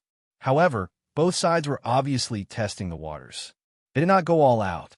The Lord of Mist hovered in the air. Its gaze was focused on Wang, waiting for an opportunity. Time passed. Many warriors were forever buried in the yellow sand during the battle. However, even more sand domain creatures were destroyed. Their life source dissipated. Where it had always been cruel, it was always accompanied by death. While observing, the Lord of Mist finally found an opportunity. It launched an attack while Wang was chasing after an intelligent domain creature. The gray mist wrapped around Wang, who had just stepped out of the battle fleet's formation, and brought her into the air. Sensing that they had lost contact with Wang, her personal guards all rushed to where Wang had disappeared. However, Wang had already flown into the sky. There was no trace of her. At this moment, Feng Qi's perception and vision also followed the fog into the sky. Wang Yi, who was carried into the sky by the Lord of Mist, did not give up. She immediately launched a counterattack. The energy in her body slammed against the mist like a tidal wave, creating openings. However, the mist quickly gathered and refused to let go of Wang Yi. The intense battle lasted for more than 10 minutes. Energy waves appeared in the sky from time to time. The battle between the Lord of Mist and Wang Yi was in the air. In addition, the wind and sand swallowed up the sound of their battle. Therefore, it did not attract the attention of the Joint Operation Fleet's warriors. The battle in the sky lasted for another 10 minutes. Then, everything returned to normal. At this moment, the Lord of Mist carried Wang Yi to Feng Qi. A misty face appeared and looked at him. "I'm going to take over your body. Protect me." Feng Qi heard this and immediately nodded. At this moment, the gray mist shrunk and entered Wang Yi's body through her mouth, nose, eyes, ears, and other body parts. An intense battle on the spiritual level began. Feng Qi could not sense the battle situation with his spiritual consciousness. He could only choose to wait by the side. After some time, he noticed that Wang Yi's body began to change. A faint gray mist emerged from her body and swirled around the surface of her body. Gradually, a hint of purple appeared in Wang Yi's black hair. It quickly spread and engulfed the black color. Finally, Wang Yi's hair turned completely purple. Seeing this, Feng Qi realized that the Lord of Mist clearly had the upper hand. It was not far from successfully taking over Wang Yi's body. He had already realized this from their previous contact. All humans who were taken over by the Lord of Mist had a special characteristic. Their hair and eyes would turn purple. This included Lin Ran. After waiting for a few more minutes, Wang Yi opened his eyes, and a smile that he found very familiar appeared on his face. "I did it. Congratulations." Feng Qi saw this and smiled. Then he continued, "Quickly, go back to the battlefield. This mission is a probing war. It's about time to bring them back. These are all forces that we can mobilize in the future. Try to reduce the losses as much as possible. There's no hurry. I made an unexpected discovery in her memory." "What discovery?" "I discovered that Wang Yi is a spy planted by a territory organization among the humans." Wang Yi actually submitted to a territory organization. Hearing this, Feng Qi was a little shocked. He had always thought that Wang Yi was taken over by the Lord of Mist before being taken over by the territory organization. However, after hearing the Lord of Mist's words, he realized that things were not as simple as he thought. The Lord of Mist grinned and said, "Interesting. It seems that not only did we obtain a battle group, but we can also use this identity to gain some benefits from that territory organization.